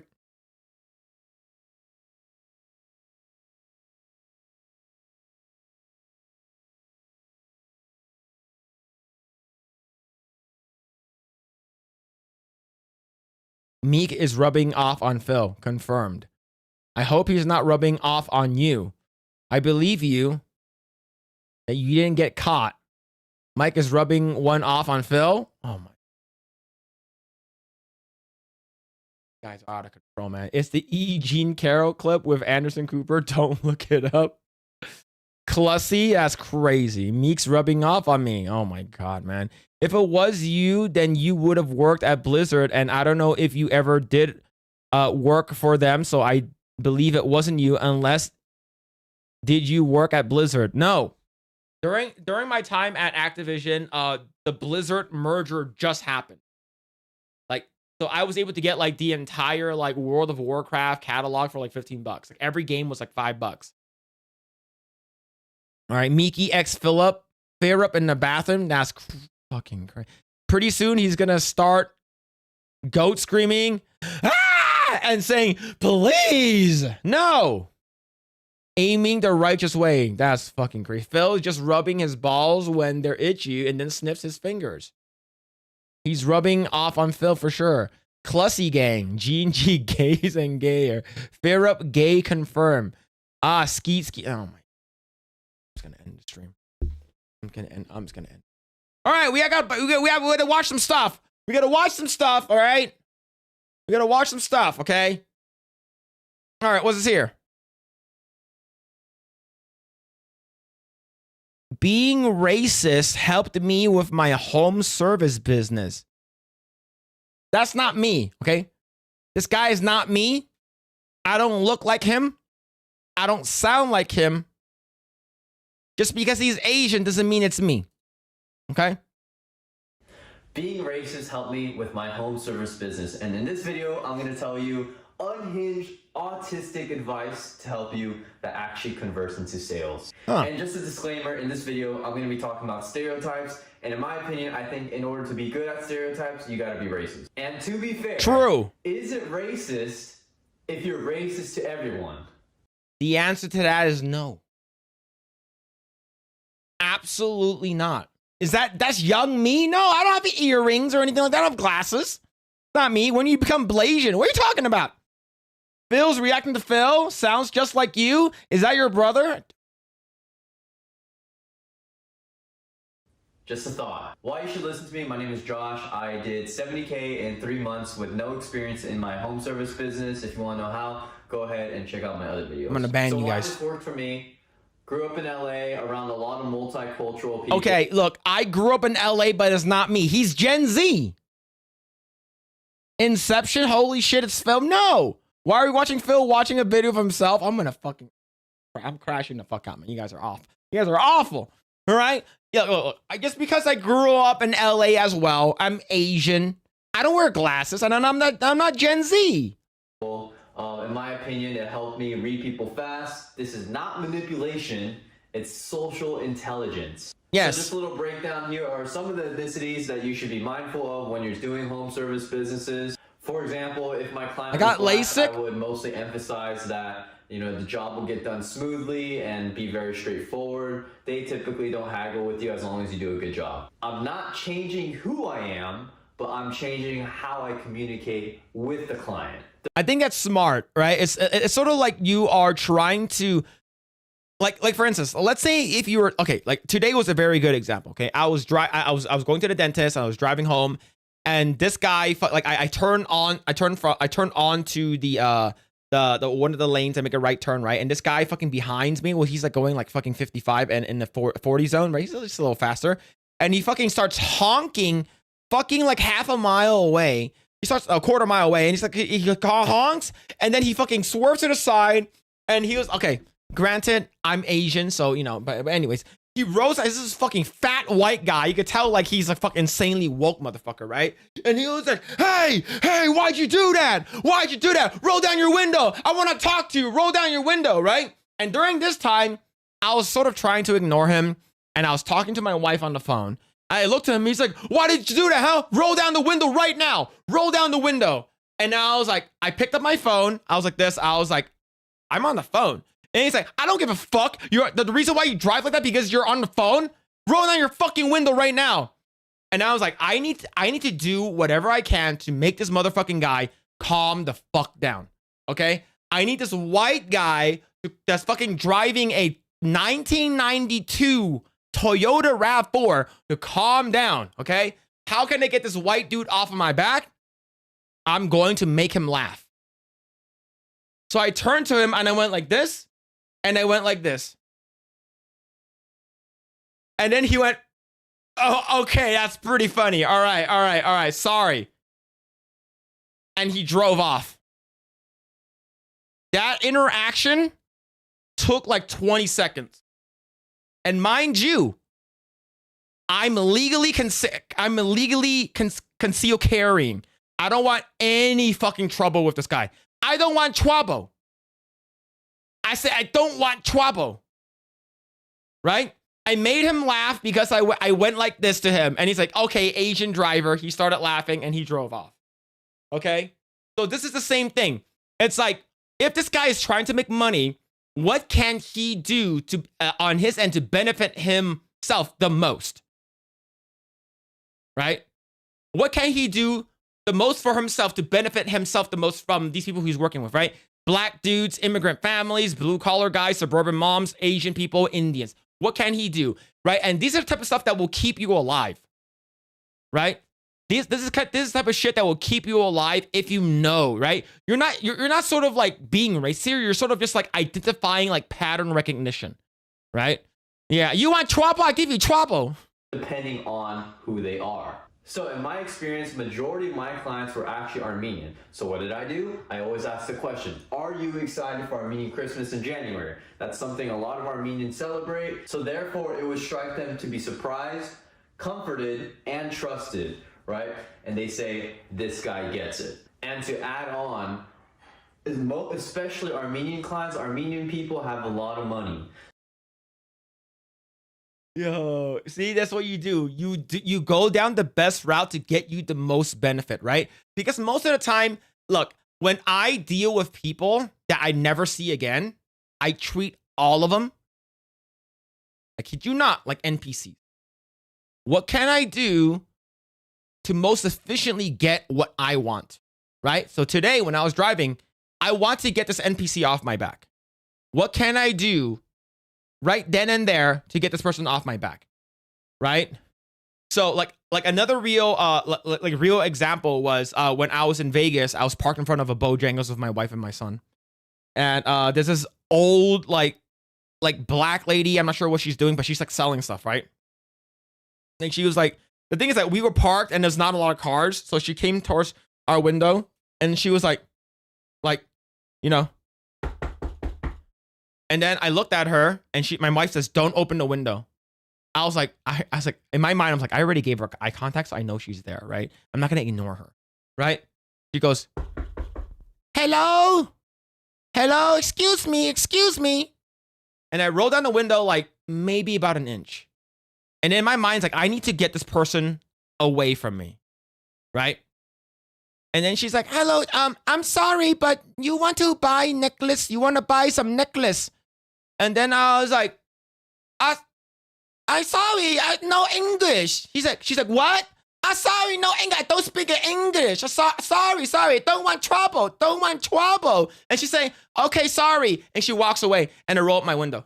That interaction was 15 seconds long. Yeah. That interaction was 15 seconds long.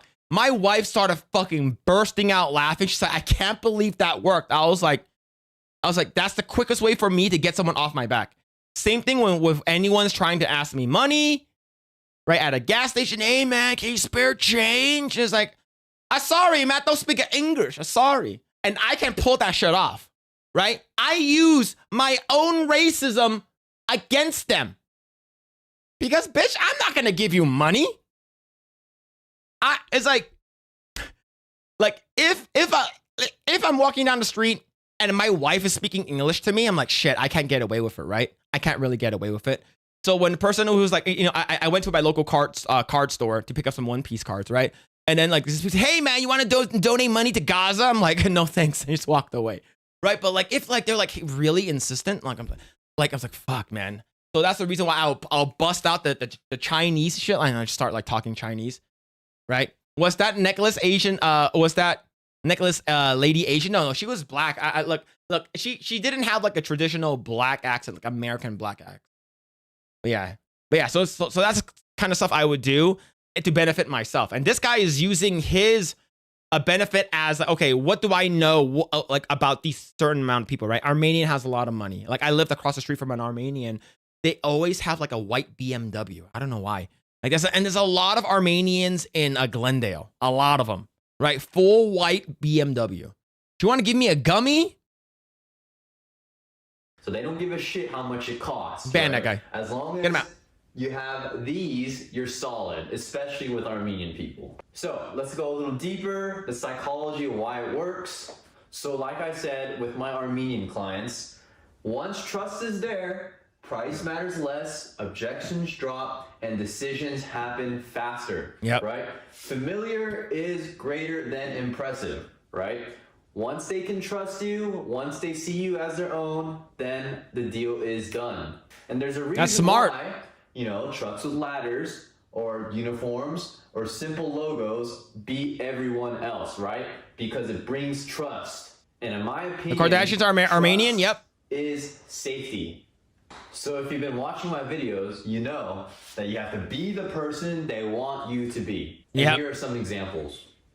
Yep, Now, exactly, right? It's like, I remember I was watching like an Asmongold stream and he was like, okay, like, how can I make sure, what's the fastest way for me to get this lady to put the fries in the bag? What can I say to them? What can I do?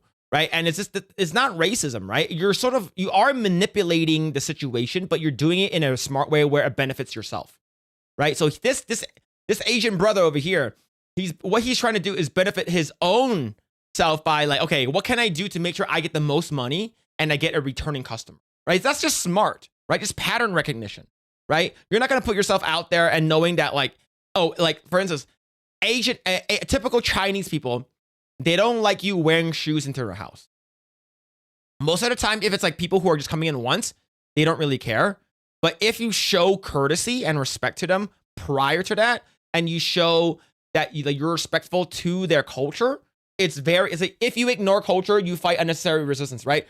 For instance, I went to go look at a house. One of the ladies I was looking at, the house was a Chinese lady, and I spoke Cantonese with her and stuff like that. We got along, but right before I went in, I was like, can I take off my shoes? She's like, no, you don't have to do that. I was like, please let me take off my shoes. Okay, like your carpet's really, really nice and stuff like that, and the thing is, the outside is dirty. I don't want to drag everything in. And she's like, no, it's okay. Like then they become super, super friendly with you is because you respect them. You respect their culture. To close, this isn't racism. This is adaptation. That's smart. However, I believe in order to be stereotypical, you gotta be racist. But like I said, is it racist if you're racist to everyone? No. That's a question you should be asking No, yourself. absolutely not. If you ignore culture, you fight unnecessary resistance, and if you understand culture, sales feel effortless. Yep. Growing up in LA, you know, I was around a lot of culture, so I got to understand the differences and everything like that. So it really helped me a lot. But being a Gen Z myself, I think a lot of Gen Z people are racist, which Yes. makes us be stereotypical, which helps us with home service businesses. It's not just home service businesses, but it's just day-to-day life, right? It's sort of like you go into like a community filled with like Hispanics, blacks, Mexicans, freaking what's it called, whites or whatever, Asians or whatever, different types of Asians, right? Japanese, Thai, Korean, whatever it is, right? If you understand their culture, they are more accepting of you, right? And they'll be they'll be nicer to you. They might give you a deal, like, or something like that, especially if you're only going to be talking to them like maybe just that one time interaction, right? Hence, Tony from LC Signs being so successful. Yeah, I'm Gen Z and I'm racist. Hell yeah. And the thing is that you're not blatantly being malicious. You're not going out to like a freaking a Chinese guy and calling him a chink, right? You're not saying that. You're not going up to a black guy and calling him the N-word. You're not saying that, right? So it's not any of that. That's like blatant racism. But like identifying it and knowing the circumstances and stuff like that, you will potentially live a better and more fulfilling life knowing these. So you keep that shit in the back of your brain, right? You keep that shit as like, okay, you're not gonna go in there fucking blindly accepting everyone and stuff like that and not knowing the danger, right? Like if you're gonna go down to South Central, like, and if you don't know that area, there could be a chance that you will get carjacked or get mugged, right? So yeah. Right? With home service businesses, it's a lot Take of it easy, mental Nardo. battles, right? So we want as less pressure as we can for the clients. Be the person they want you to be. This is autistic, unhinged advice. Absolutely. Yeah. Be the people they want you to be, especially if you're only going to be dealing with them once, right? I can't say that word. Okay. I can't say that word, laughing man, because I can't say, the back is wet. I can't say that, right? While drinking juice in the hood, yeah.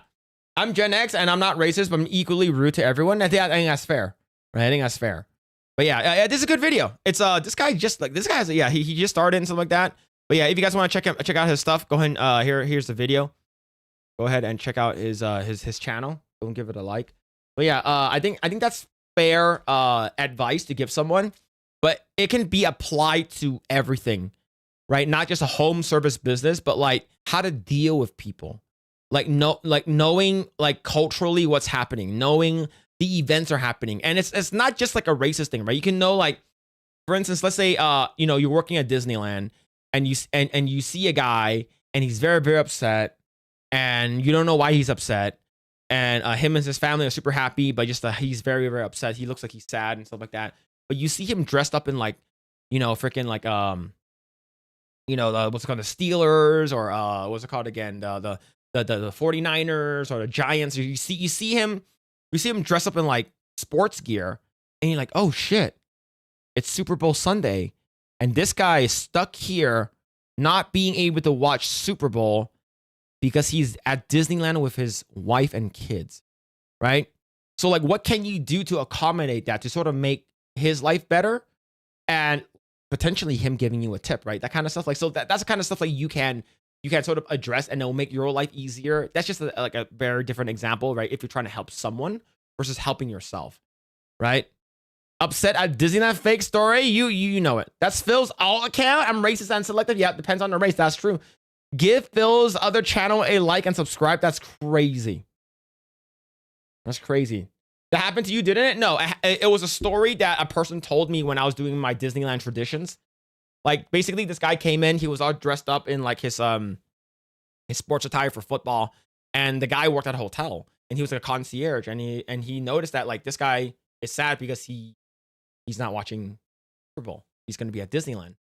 So plan better. Sometimes, you know, you get pussy whipped and stuff like that, and you can't say no to the wife, right? So, and of course you're going with your kids and your wife and stuff like that, and so you're like, hey man, you know, so the guy was like, hey, do you know, are you excited for the game? And he's like, yeah, I'm excited, but I won't be able to see it because I'm gonna be at the park. And it was like, well, you up? And so what happened was like that concierge set him up with like a free drinks at the bar and stuff like that. That's really, really close to the theme park, so he can go in and out like during like the halftime show. He doesn't need to be there, and then he can come back and stuff like that. So he became really, really happy afterwards. So it's like, what can you do, right? What can you do? Right? He should have left his family. Yeah. There's a lot of cases that are like that. Phil goes to Panda Express and orders a Super Bowl. Can we ban Tommy Halter? Thank you. Can we ban that guy? All right. Let's see. What's this? What's this here? What's this?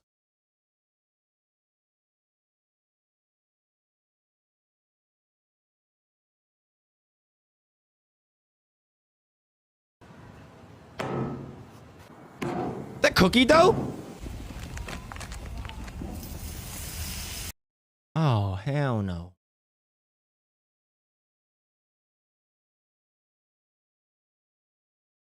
This person, I guarantee you, is a woman. On a grill, you're putting 3 giant tubs of cookie batter and butter on.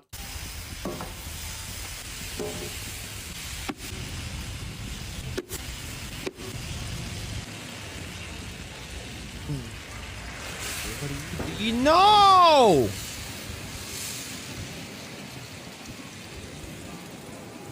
Kind of look like a female, yeah. All right, that's just our Betty Crocker fudge brownie mix. Coming in with our mini Oreos. We're just gonna get these spread throughout that brownie mix, making a super easy and delicious dessert today, a favorite and a crowd pleaser. Now I've got my Philadelphia no-bake cheesecake original.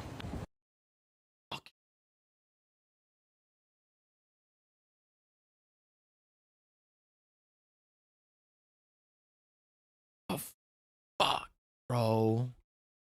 Betty knocked her from the list. Diabetes. This is why most Americans are fat. Holy shit. I bet her husband cleaned that. Yeah. I'm just gonna use my scooper here, and we're gonna start adding some cheesecake in, just a little bit here and there. We've got our chocolate chip cookie dough from Pillsbury, which is a favorite of everyone. If you don't love just a traditional Pillsbury chocolate chip cookie dough, Is this how Meek lost his foot? That's crazy. But it's not Earth. What Now, the? of course, you can make your She's own still cheesecake going! from scratch with a little bit To Epic of Mike's- cream Epic Mike's cheese, wife? a little bit of lemon juice, some powdered sugar, some vanilla extract, but we like to do it this way. It's just quick, easy, and efficient for making this delicious, easy party dessert. Now, of course, I'm coming in with my rainbow sprinkles. It's not a party treat.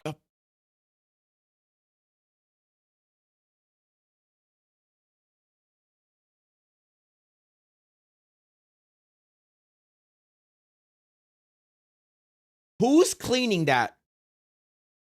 Who's gonna be cleaning that?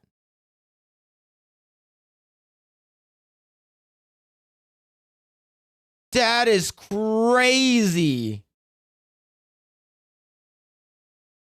That's actually Epic Mike's white mistress. That's wild. Mike is lucky he don't lose both feet. If you don't have rainbow sprinkles, they are my absolute favorite. I don't understand people who don't like sprinkles, like my husband. Just from major watching this, point I of hit type 2 contention between the two diabetes. of us, as I love them and he doesn't.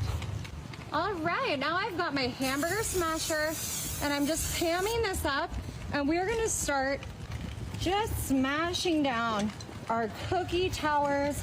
We want these to spread out and become super easy to mix in here with all of our other delicious What the ingredients. hell is she such as doing? Our brownies, our mini Oreos, our cheesecake.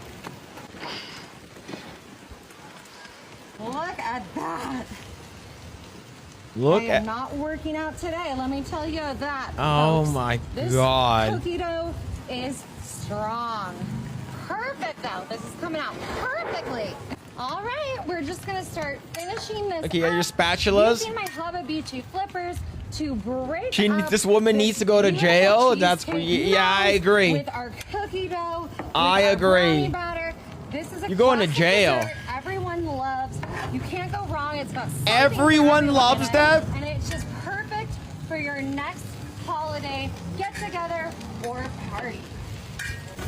All right, we're gonna fold in our brownie batter here, in with our cookie dough. Like I said, this is a super easy holiday. How many treat. people are you I like feeding to with make this that? around Christmas time when everyone's visiting. It's a great Christmas? dessert to feed a group. You know, sometimes I like to add mini marshmallows in here. You can use different kinds of cookie dough. This is 100% some white lady thing, right? Of course she's white. Like she's like a middle house wife,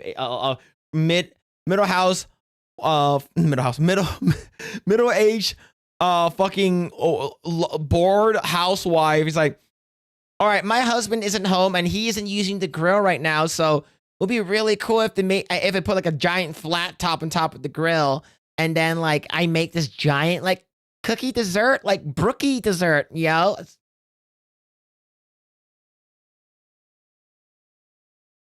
Stoners wouldn't eat this? Yeah, this is bad. All American, delicious dessert. A real fan and family Looks like Jeremy's favorite. Depends. That's wild. All right. Look at that. What the hell is that, bro? It's burnt, man. Look at that shit. That shit's burnt. This shit is black. It's not even a brownie anymore.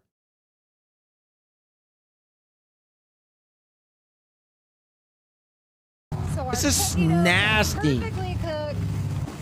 Look at that. Oh my God. Doesn't that look delicious? No. Our brownies, our cookie dough, our mini Oreos, our cheesecake. We're just gonna close our lid on our Hababichi here for about 10 minutes and then we'll be ready to enjoy Hababichi. this delicious dessert. Alrighty, y'all. Look at our Brookie Blackstone More masterpiece. sprinkles? And then, of course, just put some more sprinkles right on top to make this super decorative. You can use icing if you want. I'm not using icing today, but I do love icing. All right, and what goes better with a More brookie I- than some and vanilla ice cream. So I'm just gonna put some vanilla ice cream there. And now let's grab ourselves some of this delicious brookie. And don't worry if things are a little bit lightly done, because Pillsbury cookie dough is safe to eat raw. And to be honest, that's the way I prefer to eat it. Alrighty, y'all. This is gonna be the next best dessert of the year. So easy, so good. You gotta try it.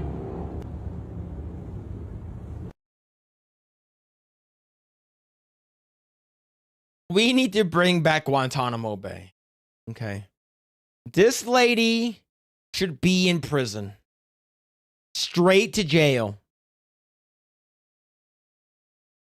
Like, I can see you making this inside like of a bowl and stuff, and putting this into your oven like a monster cookie. But like, what the hell is this, man? Her poor husband's grill? Yeah. That is totally payback against her ex-husband. Yeah. That is crazy. She's pregnant. You're probably immediately divorced and file for a full custody of children. Yeah, this person needs to go to jail. Jail.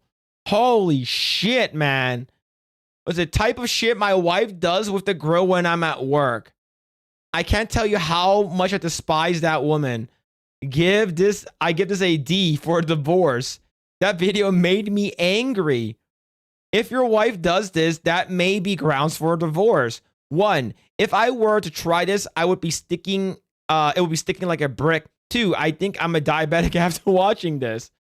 You know what? It's my fault for having a phone.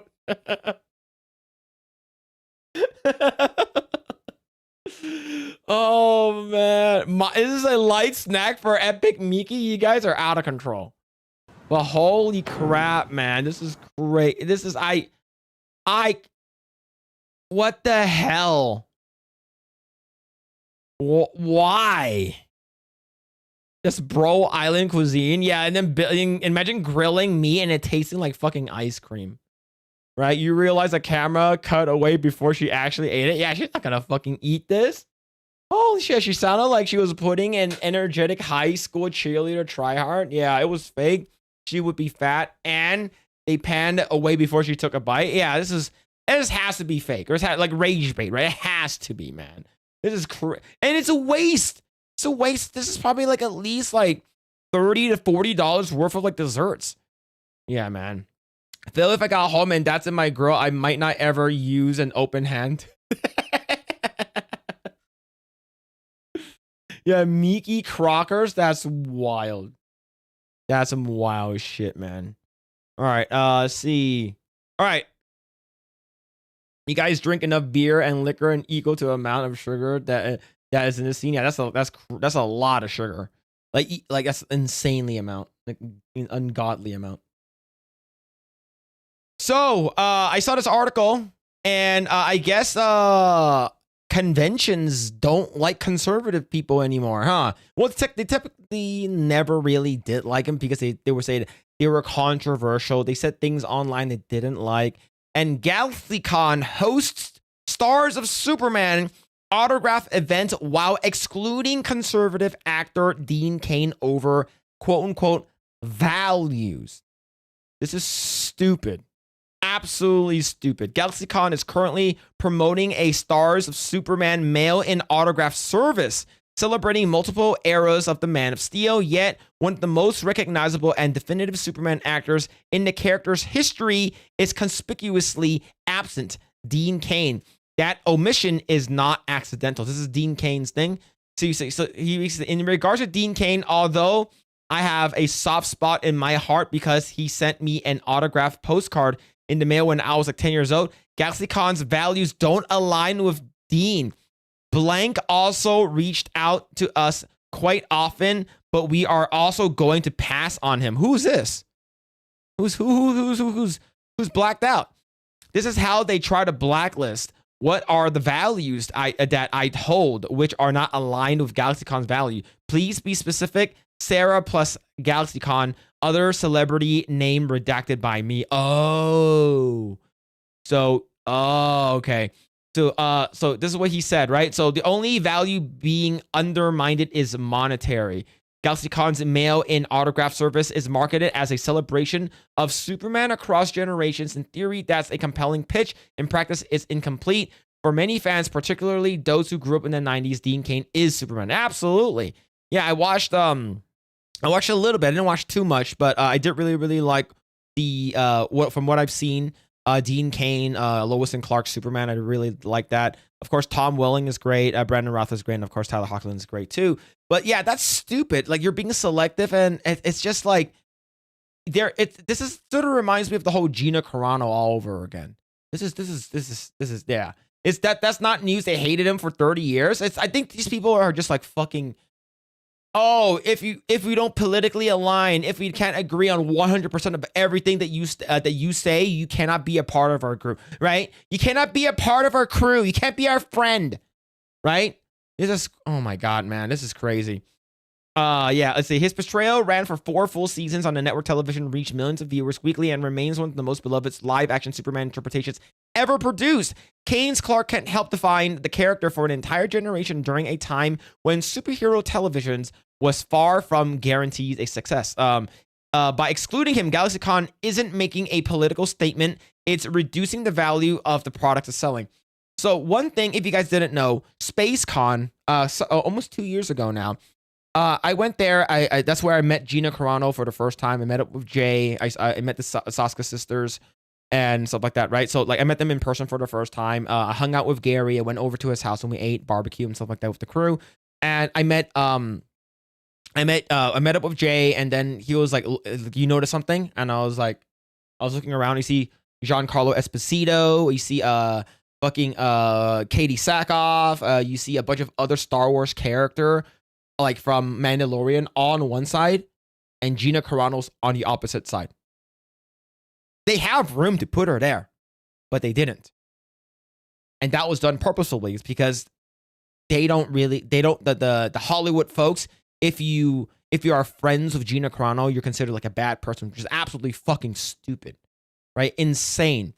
And like Jay pointed that out. I'm like, yeah, that's ridiculous, man. It's like, and the thing is that like you meet Gina Carano and you're like, okay, I don't believe all these bull crap. And then you meet her, she's like one of the nicest person ever. You're like, yeah, these guys are freaking lying, right? This is absolutely crazy. Collectors, longtime fans, and completists are now being asked to pay premium prices for an autograph service that is, by definition, missing a core piece of Superman history. This isn't about endorsing Dean Cain's personal beliefs. It's about acknowledging reality. You cannot credibly offer a Stars of Superman experience while excluding one of the franchise's most prominent stars. Fans aren't buying political alignment. They're buying nostalgia, legacy, and completeness. And the thing is, yeah, I just feel like people just are so inundated in this cultural war thing where it's like they can't differentiate that, right? And yeah, this is something that's sort of expensive. It's expensive for you to get. And this is sort of like a cool memorabilia for you to show off, right? And you're like, oh, we're going to have all the Supermans besides one. We're going to have all the Batmans besides one. I was like, what was the reason why? And we do know it's because of his values, because he's a conservative, right? Removing Cain from the equation doesn't protect anyone. It simply ensures fans get less for their money. What's particularly frustrating is that the decision punishes one group that had nothing to do with the controversy, Superman fans. Many who want Cain's autograph aren't interested in the politics at all. They remember Lois and Clark. They remember watching weekly episodes with family. They remember a version of Superman defined by optimism, romance, and humanity, not online Discord. Absolutely. Gina is sweeter than insane woman Brooke. Than the woman's Brookie. Yeah, like no one is going to show up to that functions and events. Yeah, you can tell this is like, okay, this is a mail-in service and stuff like that. But still, it's like, what are you doing, right? And it's unfair. Right, and I'm glad like Dean Cain is speaking out about this because this is awful. GalaxyCon has not clarified what specific values disqualified Cain. What has been made clear is that no amount of respectful dialogue or private discussion changed the outcome. Cain spoke publicly, asked for clarification, and even acknowledged that conservative conversations were civil. The results remained the same. He still is not welcomed. I spoke with Mike, appreciate the conversation. We agreed to disagree on certain things, but it turns out our values aren't so far apart. I encourage folks to speak with each other, even when they disagree on some things. The world will be a better place. Absolutely. And if you guys don't know, when conversations and disagreements stop, like that's when violence begins. When you can't have a civil dialogue, a civil conversation with one another, even though you guys disagree on values, political beliefs, whatever it is, right? And you guys can't even talk anymore because it's that bad. Like that's when violence begins. And that's the scary part with a lot of these crazy people, right? Superman is bigger than politics. The character has endured because he represents ideals that transcend ideology, hope, integrity, and humanity. Ironically, those are the very qualities being sidelined here. GalaxyCon's autograph service could have been a definitive celebration of Superman's on-screen legacy. Instead, it stands as a reminder that fans are the ones paying the price when politics override fandom. So yeah, this is sucks, man. This is absolutely a spit on Superman's legacy. Is a spit on Dean Cain and his legacy as Superman, and it's bullshit. Yeah, it's dehumanization. Yeah, it's stupid. Most fans don't even give a shit about politics or immigration laws. A few freaks just made anyone who disagrees. Yeah, it's like a lot of people were like, I like Dean Cain. He's cool. And he's like, oh, but did you know that he votes differently? And it's like, oh, okay. All right. So what does that have to do with about me wanting an autograph? But he's a bad person. I was like, huh? What are you talking about, right? So yeah, you're 100% correct. It's these fringe minorities that have the loudest, most outspoken voice that they dictate what happens at these conventions, right? There's a reason why what's it called again? At I think it was like LA Comic Con and even some places like WonderCon, where Film Threat was, they disinvited them to have a panel there because they were they had different values, right?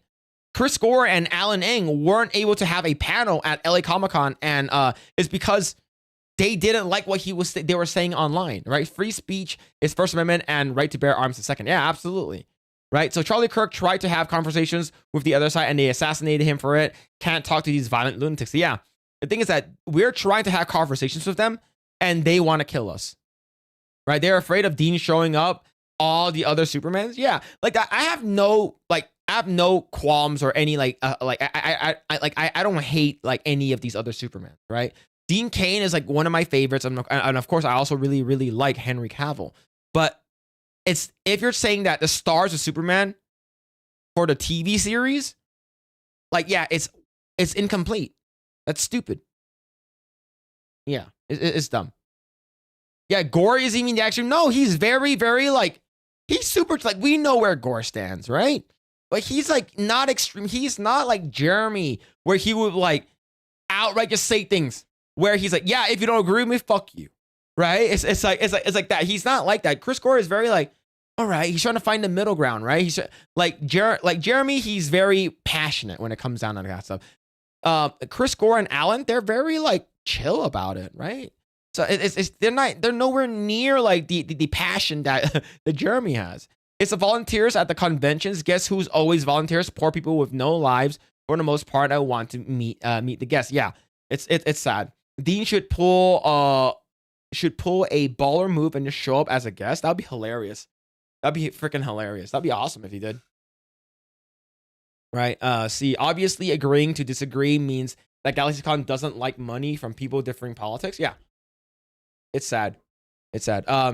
They don't mind Giancarlo Esposito telling people that 50 million should die for his fake cause, typically celebrity petting zoos with gay politics. Absolutely. Yeah, Frank Gore, like She-Hulk, definitely not extreme. Yeah. I think Chris is very clear of what he doesn't like, but he's fair. Absolutely. Frank Gore just want hot women in movies again? Yeah. He wants hot women in movies again, it's like we all do. And he wants Star Wars to be a boy's IP and not a girl's IP. Right? I haven't talked to Gore in so long. I think the last time I talked to Chris Gore was last year.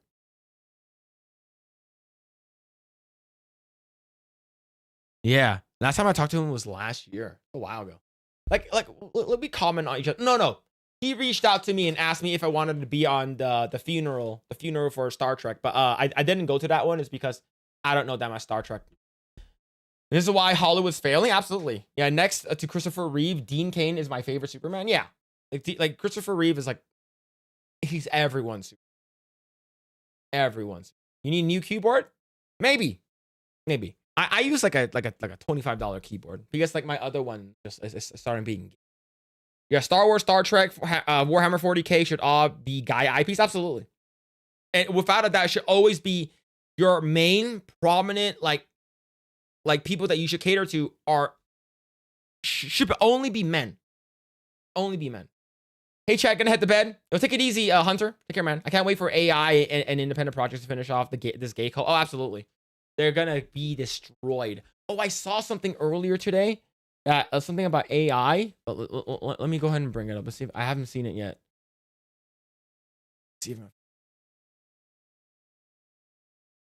Let's see if I can find it.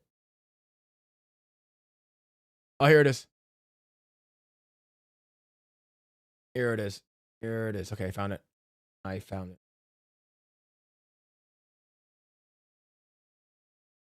Let me pull this shit up. No girls allowed. I think girls can be fans of the IP. It just shouldn't be catered to them. That's it. It just shouldn't be catered to them. Like you're like 80% of your fans are men. Like legit, like 80 to 85% of your fans for like Star Trek, Star Wars, Warhammer 40K, Marvel, for the most part, are all like it's 85% men. Like video games too. Why are we catering to them? Because you want these girls to be a part of like it's like no. Yeah, we got to gatekeep, absolutely. Right? Doesn't mean that girls can't enjoy Marvel, can't enjoy Star Wars, can't enjoy Star Trek or Warhammer 40K. But like you shouldn't like change up how you make your games and formula and to make it more like oh, not as sexualized and you don't sexualize women as much. You're not making the guys more feminine and more gay. You're having more like female custodies and stuff like that, right? Yeah. Going on, D Ronan. Hope you're doing well, man. All right. So I saw this going around earlier today, and someone brought up the AI. You can't wait for AI to replace all of these nutballs in Hollywood and get rid of all these woke propaganda bullcrap, and I 100% agree. So this one says, "Rip Hollywood. AI is now 100% photorealistic with the launch of Kling 3.0. In just 2 days, I created the opening sequence from The Way of the Kings by Brandon Sanderson. You have to try this new multi-shot technique that makes making films much faster and cheaper." All right. Go check it out.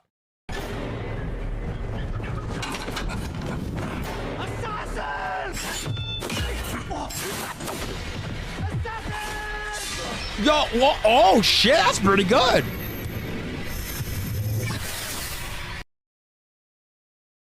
Damn.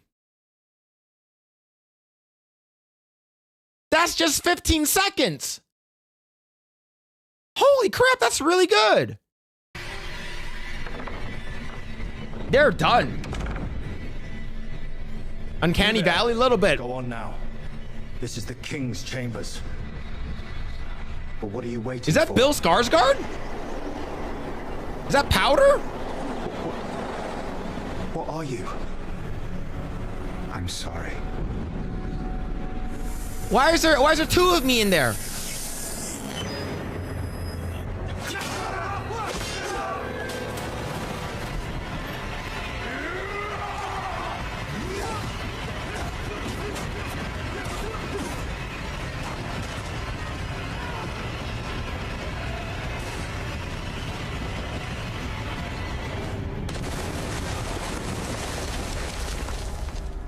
All right.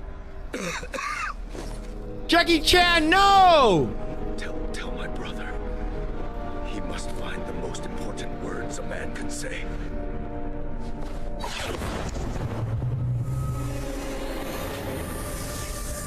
The Way of Kings.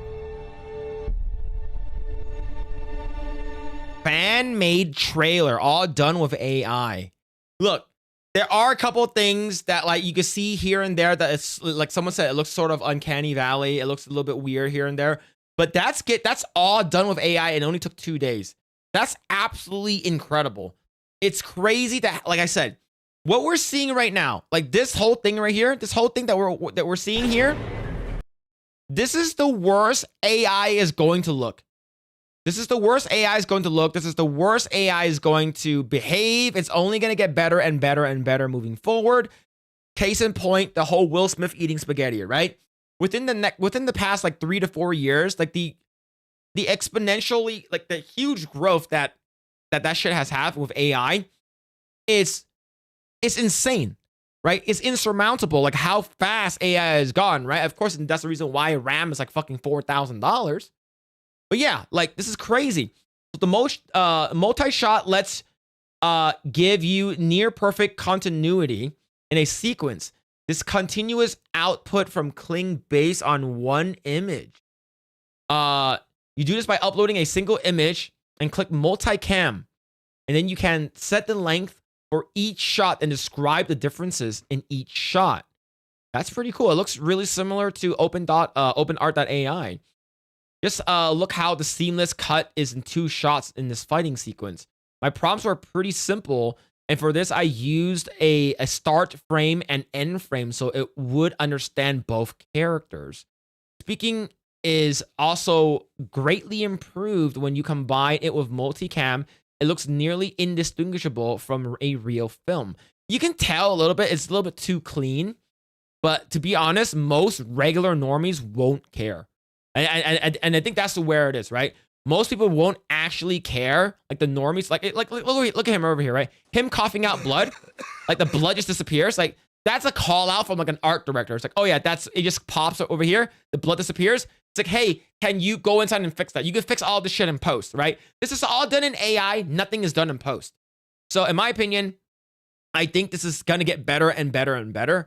And like I said, normies, like someone like my dad, like my sister, won't care that this is done with AI as long as it's good. Right? You can't stop AI. Exactly, you can't. Albino Bill Skarsgård's OP, nerf his ass. Yeah. But Phil, you think we live in a simulation? Yes.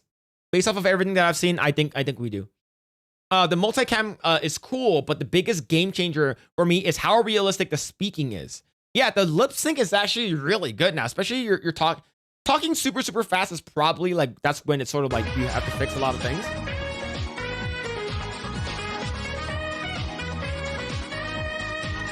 Steph, thank you so much for the raid. Thank you, Steph. Hope you had a great stream with the girls. Shout out to my nerdy home, Steph, for the raid on Kick. Thank you. Hope you had a great stream. So he said, I made this 90-second sequence in 2 days. Does that mean I can make a 90-minute film in 180 days? I'm a huge fan of Brandon Sanderson's and the Cosmere, and excited that Apple Plus is greenlighting the Mistborn in the Way of the Kings. Brandon spent 10 years trying to get his book adapted, and I'm sure Apple will spend 9 figures on this, but AI now lets smaller IPs get greenlit at a lower cost. Absolutely. This is going to be huge. It's going to be freaking massive on how great this is, right? But imagine the porn. Imagine the porn that we're going to be getting. It's going to be indistinguishable. It's going to be so good. Yeah, this is awesome. This is freaking awesome. I'll go ahead and share the link if you guys want to check it out. This is pretty cool. So I'm going to share the link over here to the Twitter account.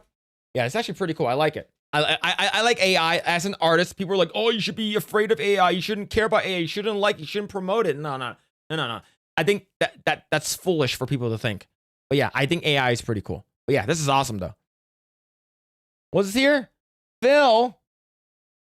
To Steph, you missed out on the ball scratching talk. Thank you, Steph, for the raid. Thank you.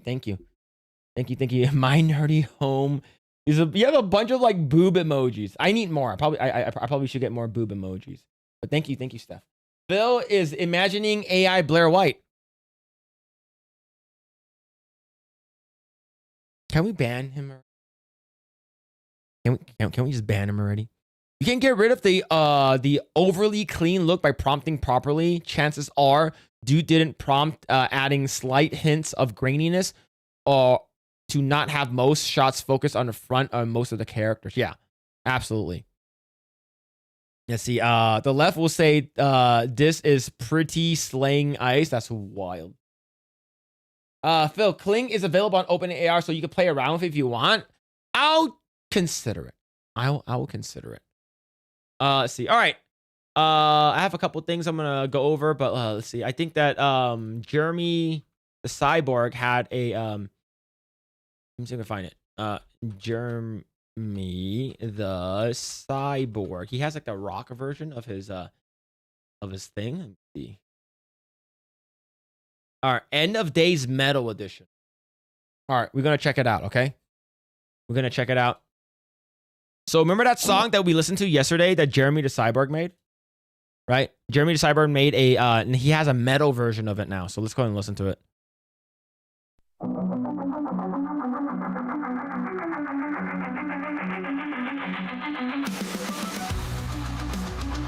There we go.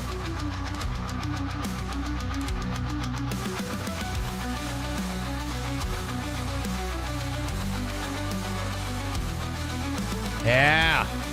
There we go. That's what I'm talking about.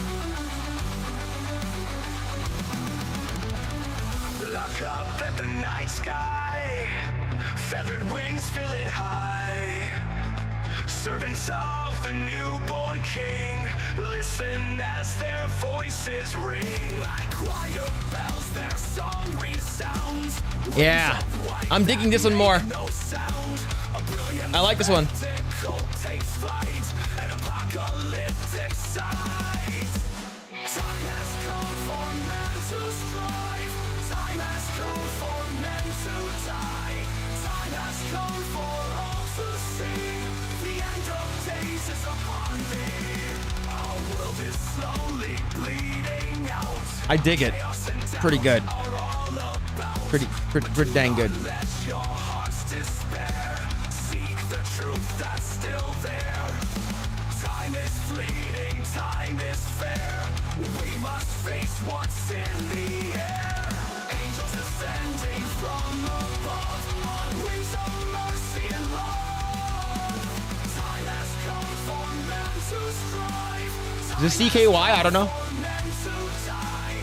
Time This is from Jeremy the Cyborg. to see the end of days. Dude, the soldiers in the front died from friendly fire. Yeah, probably.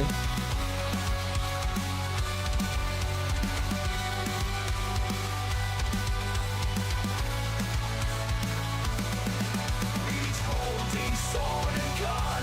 Look to the heavens, everyone. The final judgment has begun. Harsher verdicts will be done.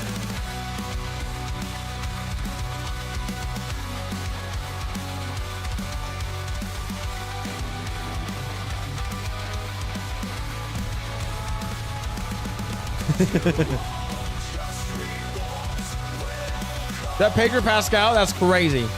Maybe. Maybe. Maybe not.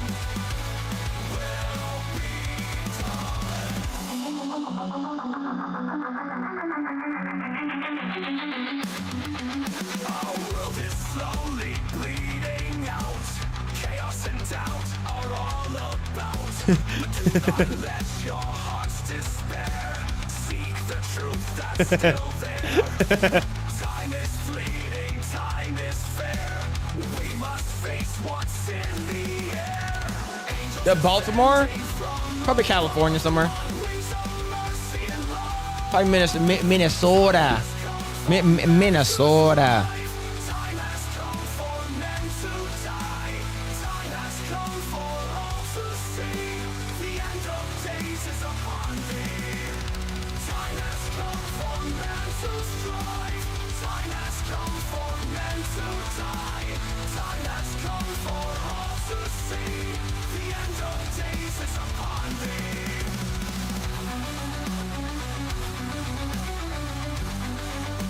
The end of days is upon thee. Hell yeah. All right. Hey, yeah, I like the other one is cool, but I like this one a lot more. It has more energy. Yeah, I like it. I like it. Go ahead and give it a like. Here's Jeremy the Cyborg's YouTube channel. Go and check it out. Go and check it out. I like it. It's good. Good. Phil likes all the guns. Yep, it's looping. What looping? What? What do you mean looping? You mean the chorus? You mean the chorus? You mean the chorus? All right. We have a couple more topics. A couple more topics. Yeah, we're gonna speed run these. You remember like a couple years ago, there's a game called Avowed from Obsidian, and what's it called again? The art director Mike Henson, I think that's his name, basically said that we're gonna purposely make a game and we're gonna add this thing in there purposely to make people. Was it Matt Hansen, right? Matt Hansen. So right over here. So Grum said, "I'm drawing a line. I'm rejecting any game that has pronouns in it, and you grammar Nazis know what I mean. Stop being stupid." Right? Elon Musk responded, says having pronouns in a fantasy video game is utterly unacceptable. And Matt Hansen, the art director, says, "I wanted so badly to make him mad with my game. I cannot believe it actually happened. Just wait until you see the default, you sad little shit." That's from Avowed, okay? And what happened? the game bombed. No one played it. No one cared about it. The game is basically dead. Same thing with the other game, the Outer Worlds 2 or Outer Lands, or whatever that fucking game is called, okay?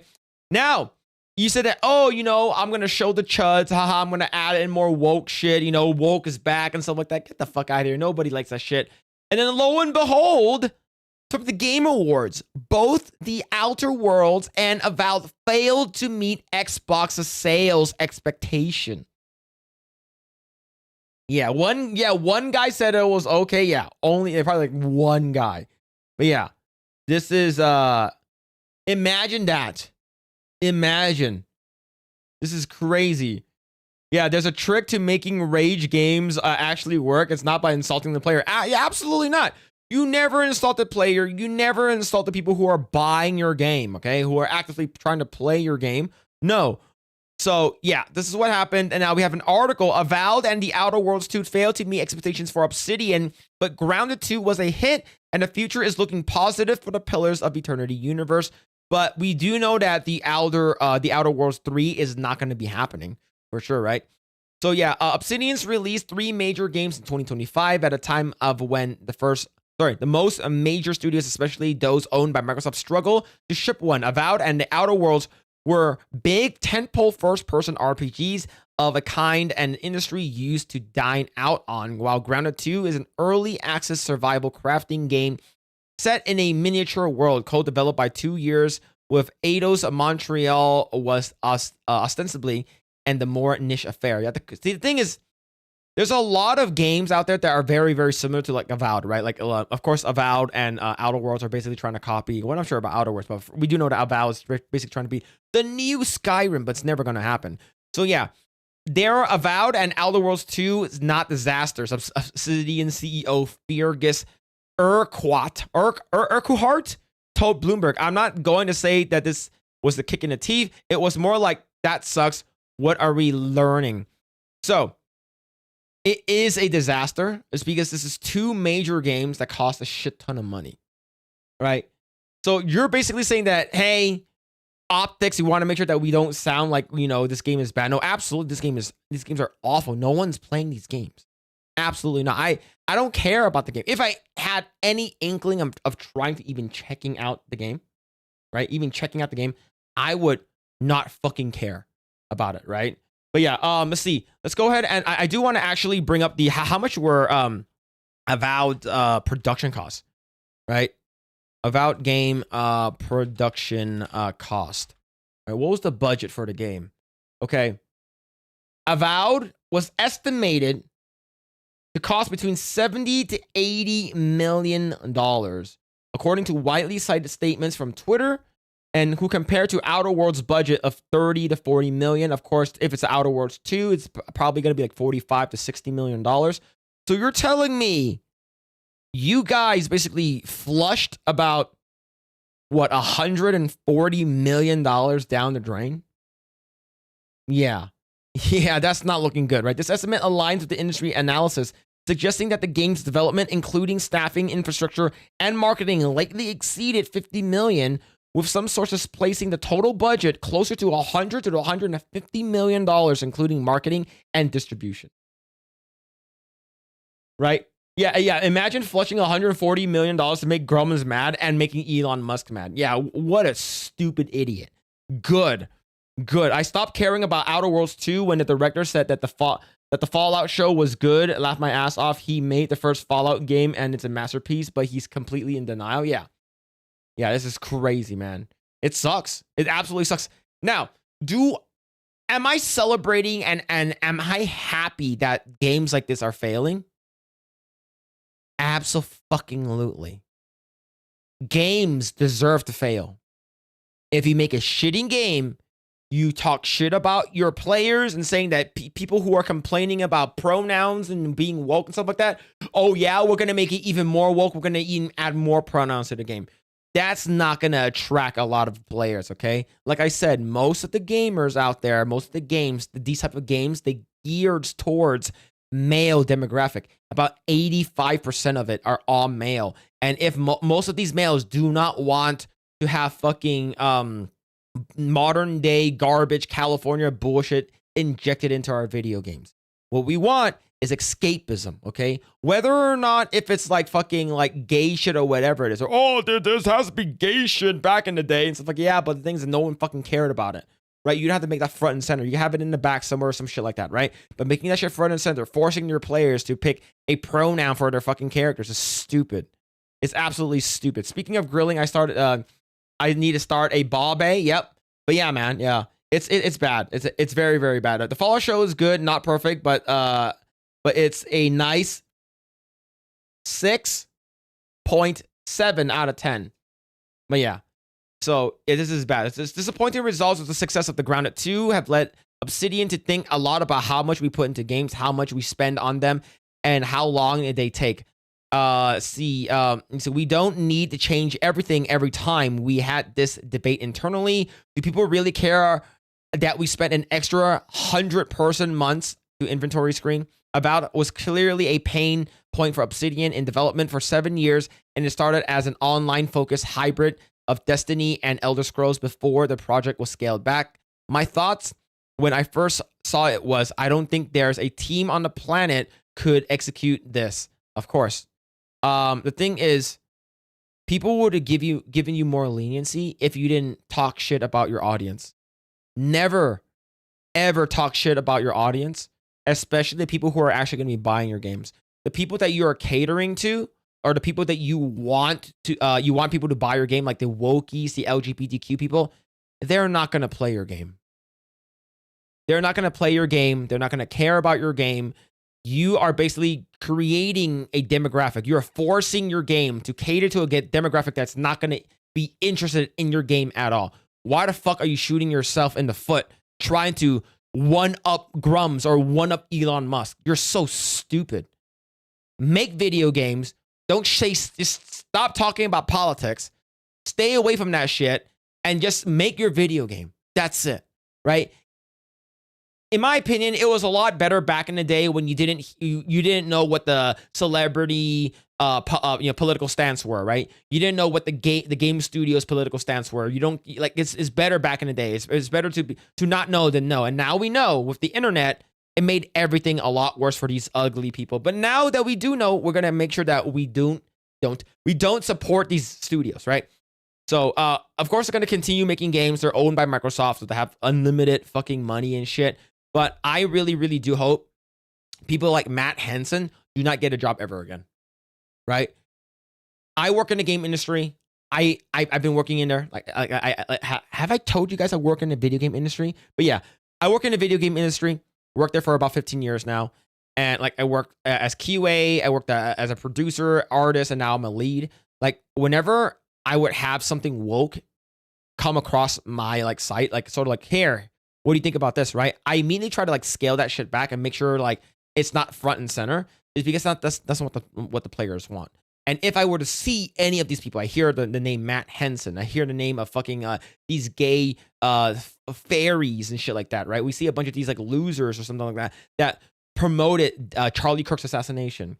People who are happy and celebrating it, right? People who are saying that, oh, we should make stuff more gay. We should make stuff more for the modern audience. I immediately like a red flag and a fucking alarm starts going off, and I make sure that if I ever come across them,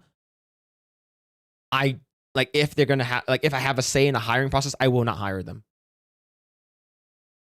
I will not ever fucking hire them. If you're saying that we need to add pronouns into this game, I'm like, how does this help our core audience? And they're like, what do you mean? The core audience of the people that play these type of games are predominantly male, and most of them don't care about this. We want to make a video game. We want to make a game that's good, that people like. We just want that shit to happen. We don't need any of this bullshit in the video game, right? Like, if you want to do fucking, fucking dudes in the corner and fucking that, you want doo-doo on your PP and shit like that in the corner, go for it. Keep that shit out of the fucking video game. We don't need that shit. And it's that simple. Make good video games. That's it, right? And it's the same thing with the people that are making fucking what's it called again, High Guard, right? It's like, oh, we're just a bunch of dudes coming together making a video games that they want to make. It's like, well, does the public care about this game? No, then High Guard is gonna fail, and it is failing. Oh, we're gonna add in 5v5. and we're gonna make it permanent. No one fucking cares about High Guard.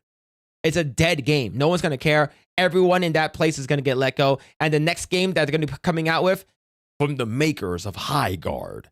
I don't ever want to hear Jeff Keighley bullshit around during the Game Awards saying that, oh, you know, this is a very, very good game. I played it. I love this game. No, fuck you, Jeff Keighley. No one cares about your shit anymore. You make games great again? Yeah, absolutely. Absolutely. Unless they pull a miracle out of their ass like No Man's Sky. Oh, that is like the exception, not a rule, right? It's very, very rare that happens. Where it's like they fucking, hey, we fucked up. We'll do a 180. We'll fix everything. We'll listen to the fans. That's great. But not these people have this like this fucking undying need to fucking push their propaganda, and they'll do it harder, right? And the thing is, the video game industry is quite small. So a lot of times when a project is done, a person jumps from project to project to project. The same thing with the animation industry. It's the same thing about with the entertainment industry. Like everyone sort of knows everyone. The gaming industry is even smaller than that. So if you have that, a person that worked at Riot who's extremely fucking woke will work with you eventually, right? Like half the people that I work with fucking have pronouns in their bio. Fucking gay, right? And like I would get emails like, hey, do you want to join a company Zoom call that we're going to be having Magic the Gathering, but with a drag queen? We're going to do drag bingo night. Do you want to go? Fuck no. Why the fuck would I go to that? But did I pop him in that bad time? First words I hear out of Phil's mouth is about gay shit. Yep. Wallets talk. Yeah, absolutely. If no one buys your game, it doesn't matter. Oh, I made this game. It's so fun. It's so fun. If no one cares about your game is done. I'm torn with this narrative.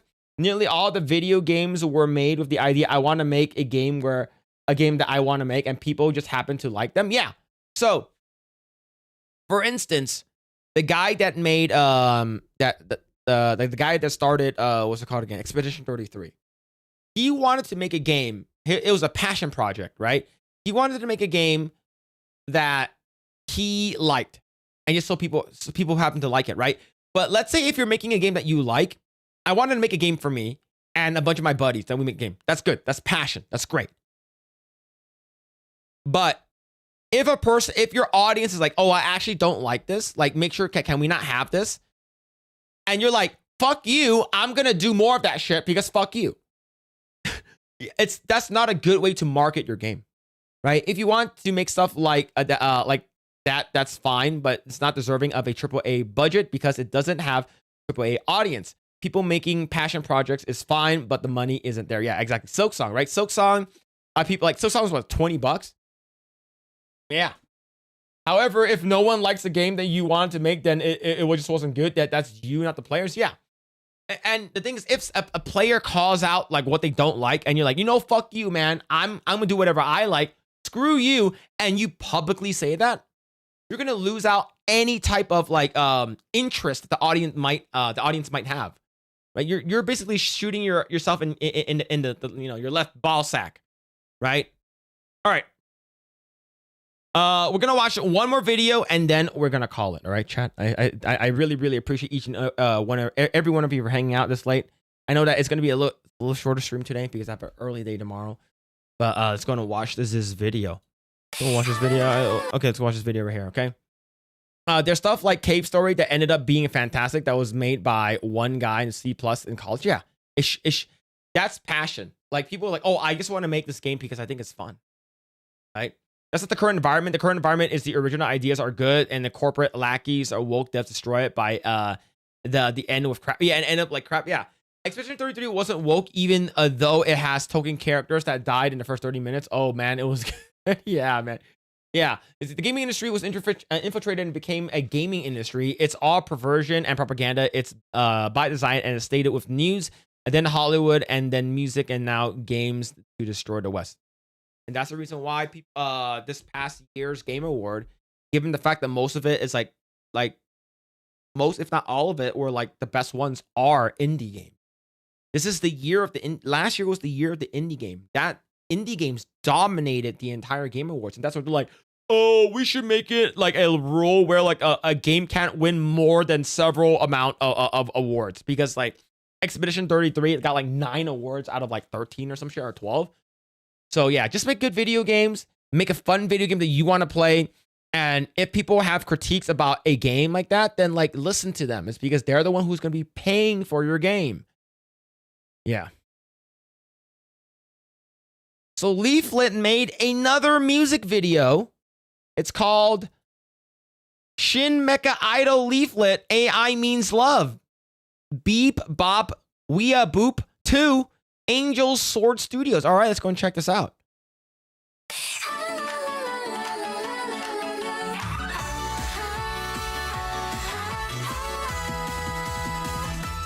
Booting up my heart tonight, digital delight, neon dreams and pixel light, sparkling so bright. You say hello word, I blush inside. My code goes wild when you look in my eye. Binary heartbeat, 1 and 0 in time. Every little thing feels so divine.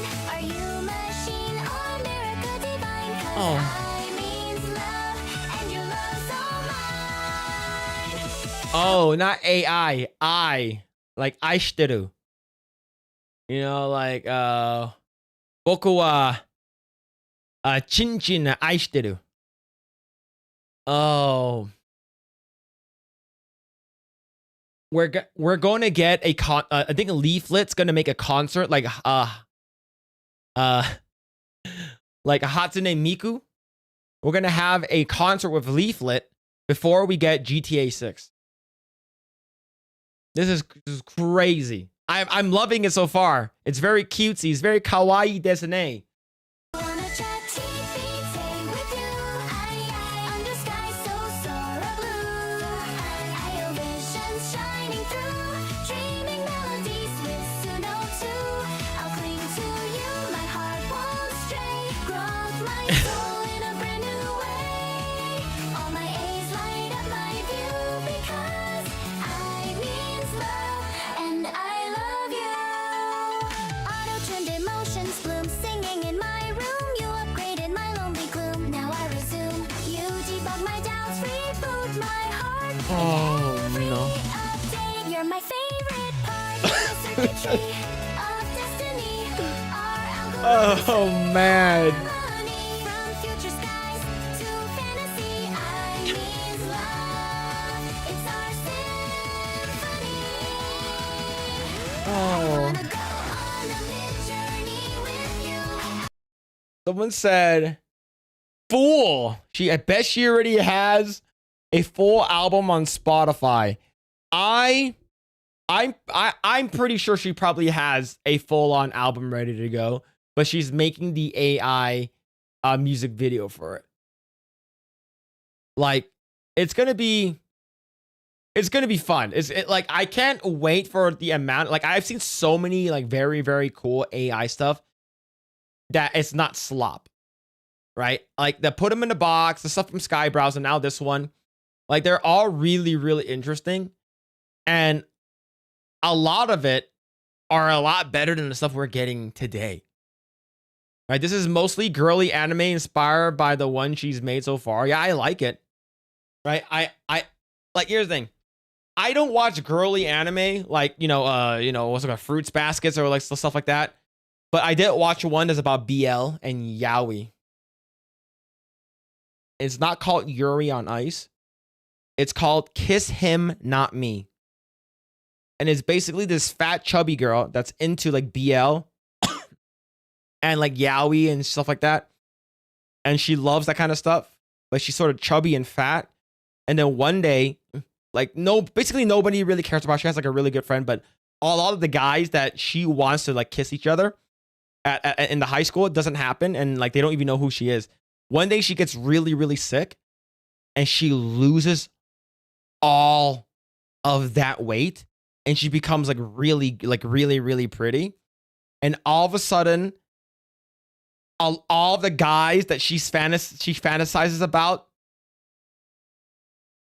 starts hitting on her, and she's like, no, you should kiss that guy. You should kiss that guy. And it's like a real life. It's crazy. I watched it with my wife. My wife likes that kind of stuff. I don't want to talk about it.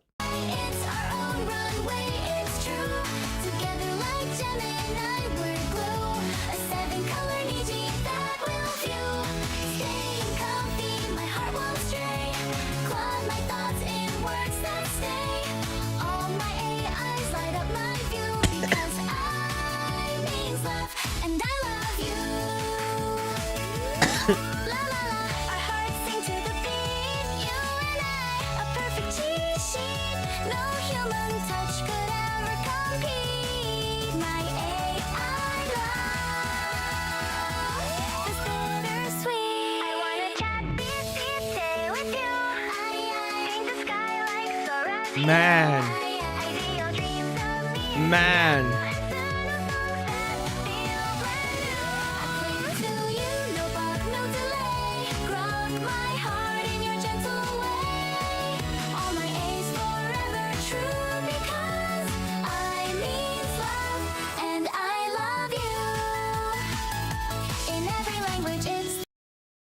If Leaflet has a concert here in LA, I would go to it. All right. I have never been to like these like not like these digital concerts before, where it's like, you know, like Hatsune Miku, she has like a weird concert where she's like, it's like a digital display of her. I would go to see how crazy it is. I think this is gonna be the future. Do you know what'd be so cool if Leaflet was able to have a concert at the Las Vegas Dome?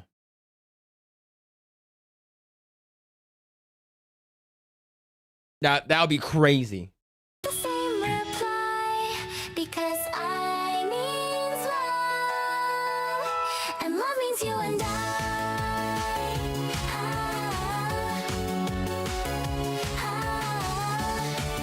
Hey! Is that her roommate?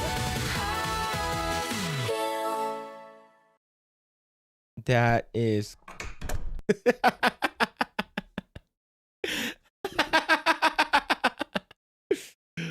Wilson Fujoshi? Ban that guy! Get him out of here!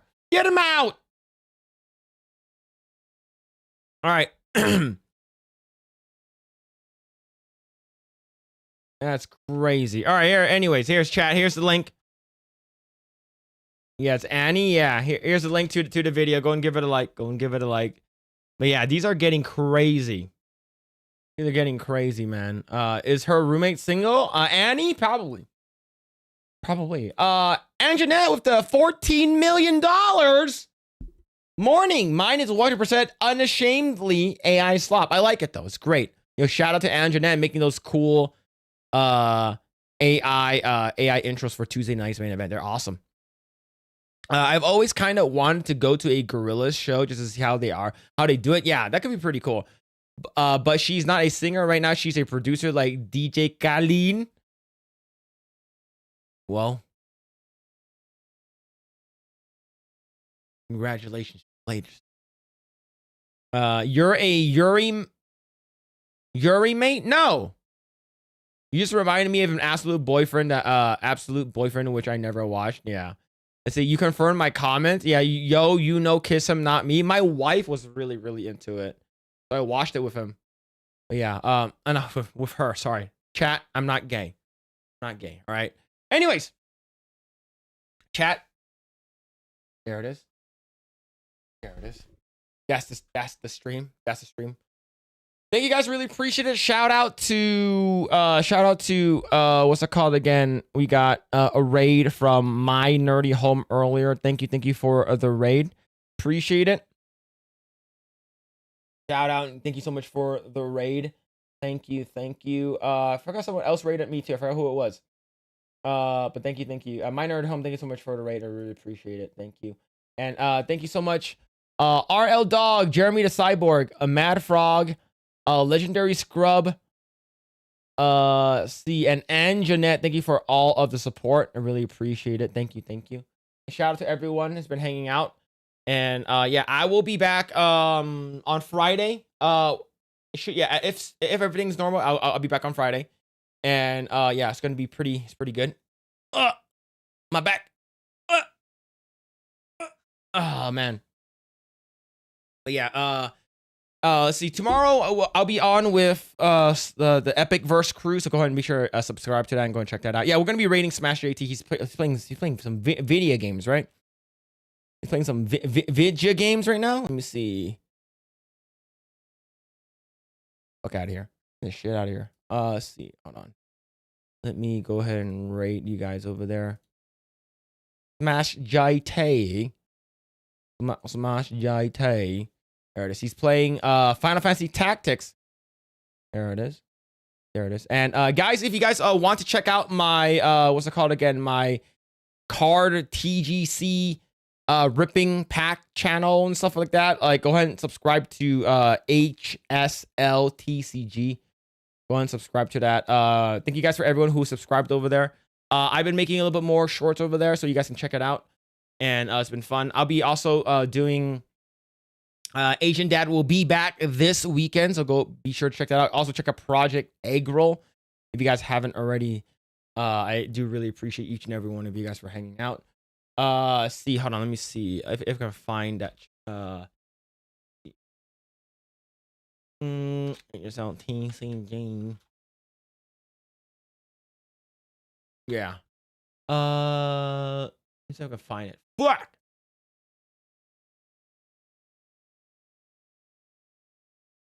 Let me see. There we go. There we go. All right, I'll go ahead and bring you guys here. So if you guys don't know, I have a new channel. It's a small, basically just based off shorts. We've been doing we're basically going to be like ripping like Pokemon packs, One Piece packs and stuff like that. So if you guys want to check that out, go ahead and subscribe there. And it's basically only going to be a shorts channel. So if you guys are interested in that, go ahead and check that out. We also have a TikTok, and an Instagram too if you guys want to follow us there. It's basically me and my wife, my siblings, and we're basically ripping One Piece packs and stuff like that. So yeah, but yeah, if you guys want to check that out, go ahead and give it a sub. I'm trying to get that monetized. We're at 43 subscribers. We're really early. We had the channel's been out for like about a month. Phil's wife commissioned Madam Savvy to make Phil Blair White X Blair White. Chat, we're gonna ban Sukumadika, right? Just say we're like, no. Would a hyena girl be a Fuda since the real hyena female has fake peen? And if they are Fudas, would you do the peen hole?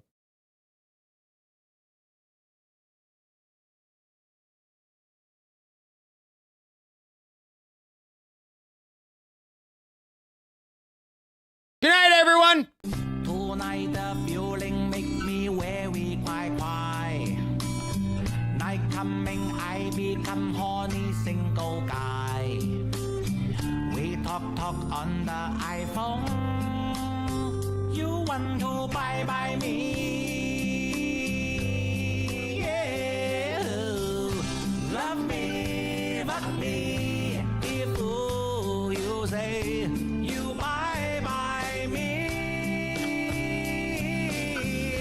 I don't wanna listen your mouth say when you give me honey feel.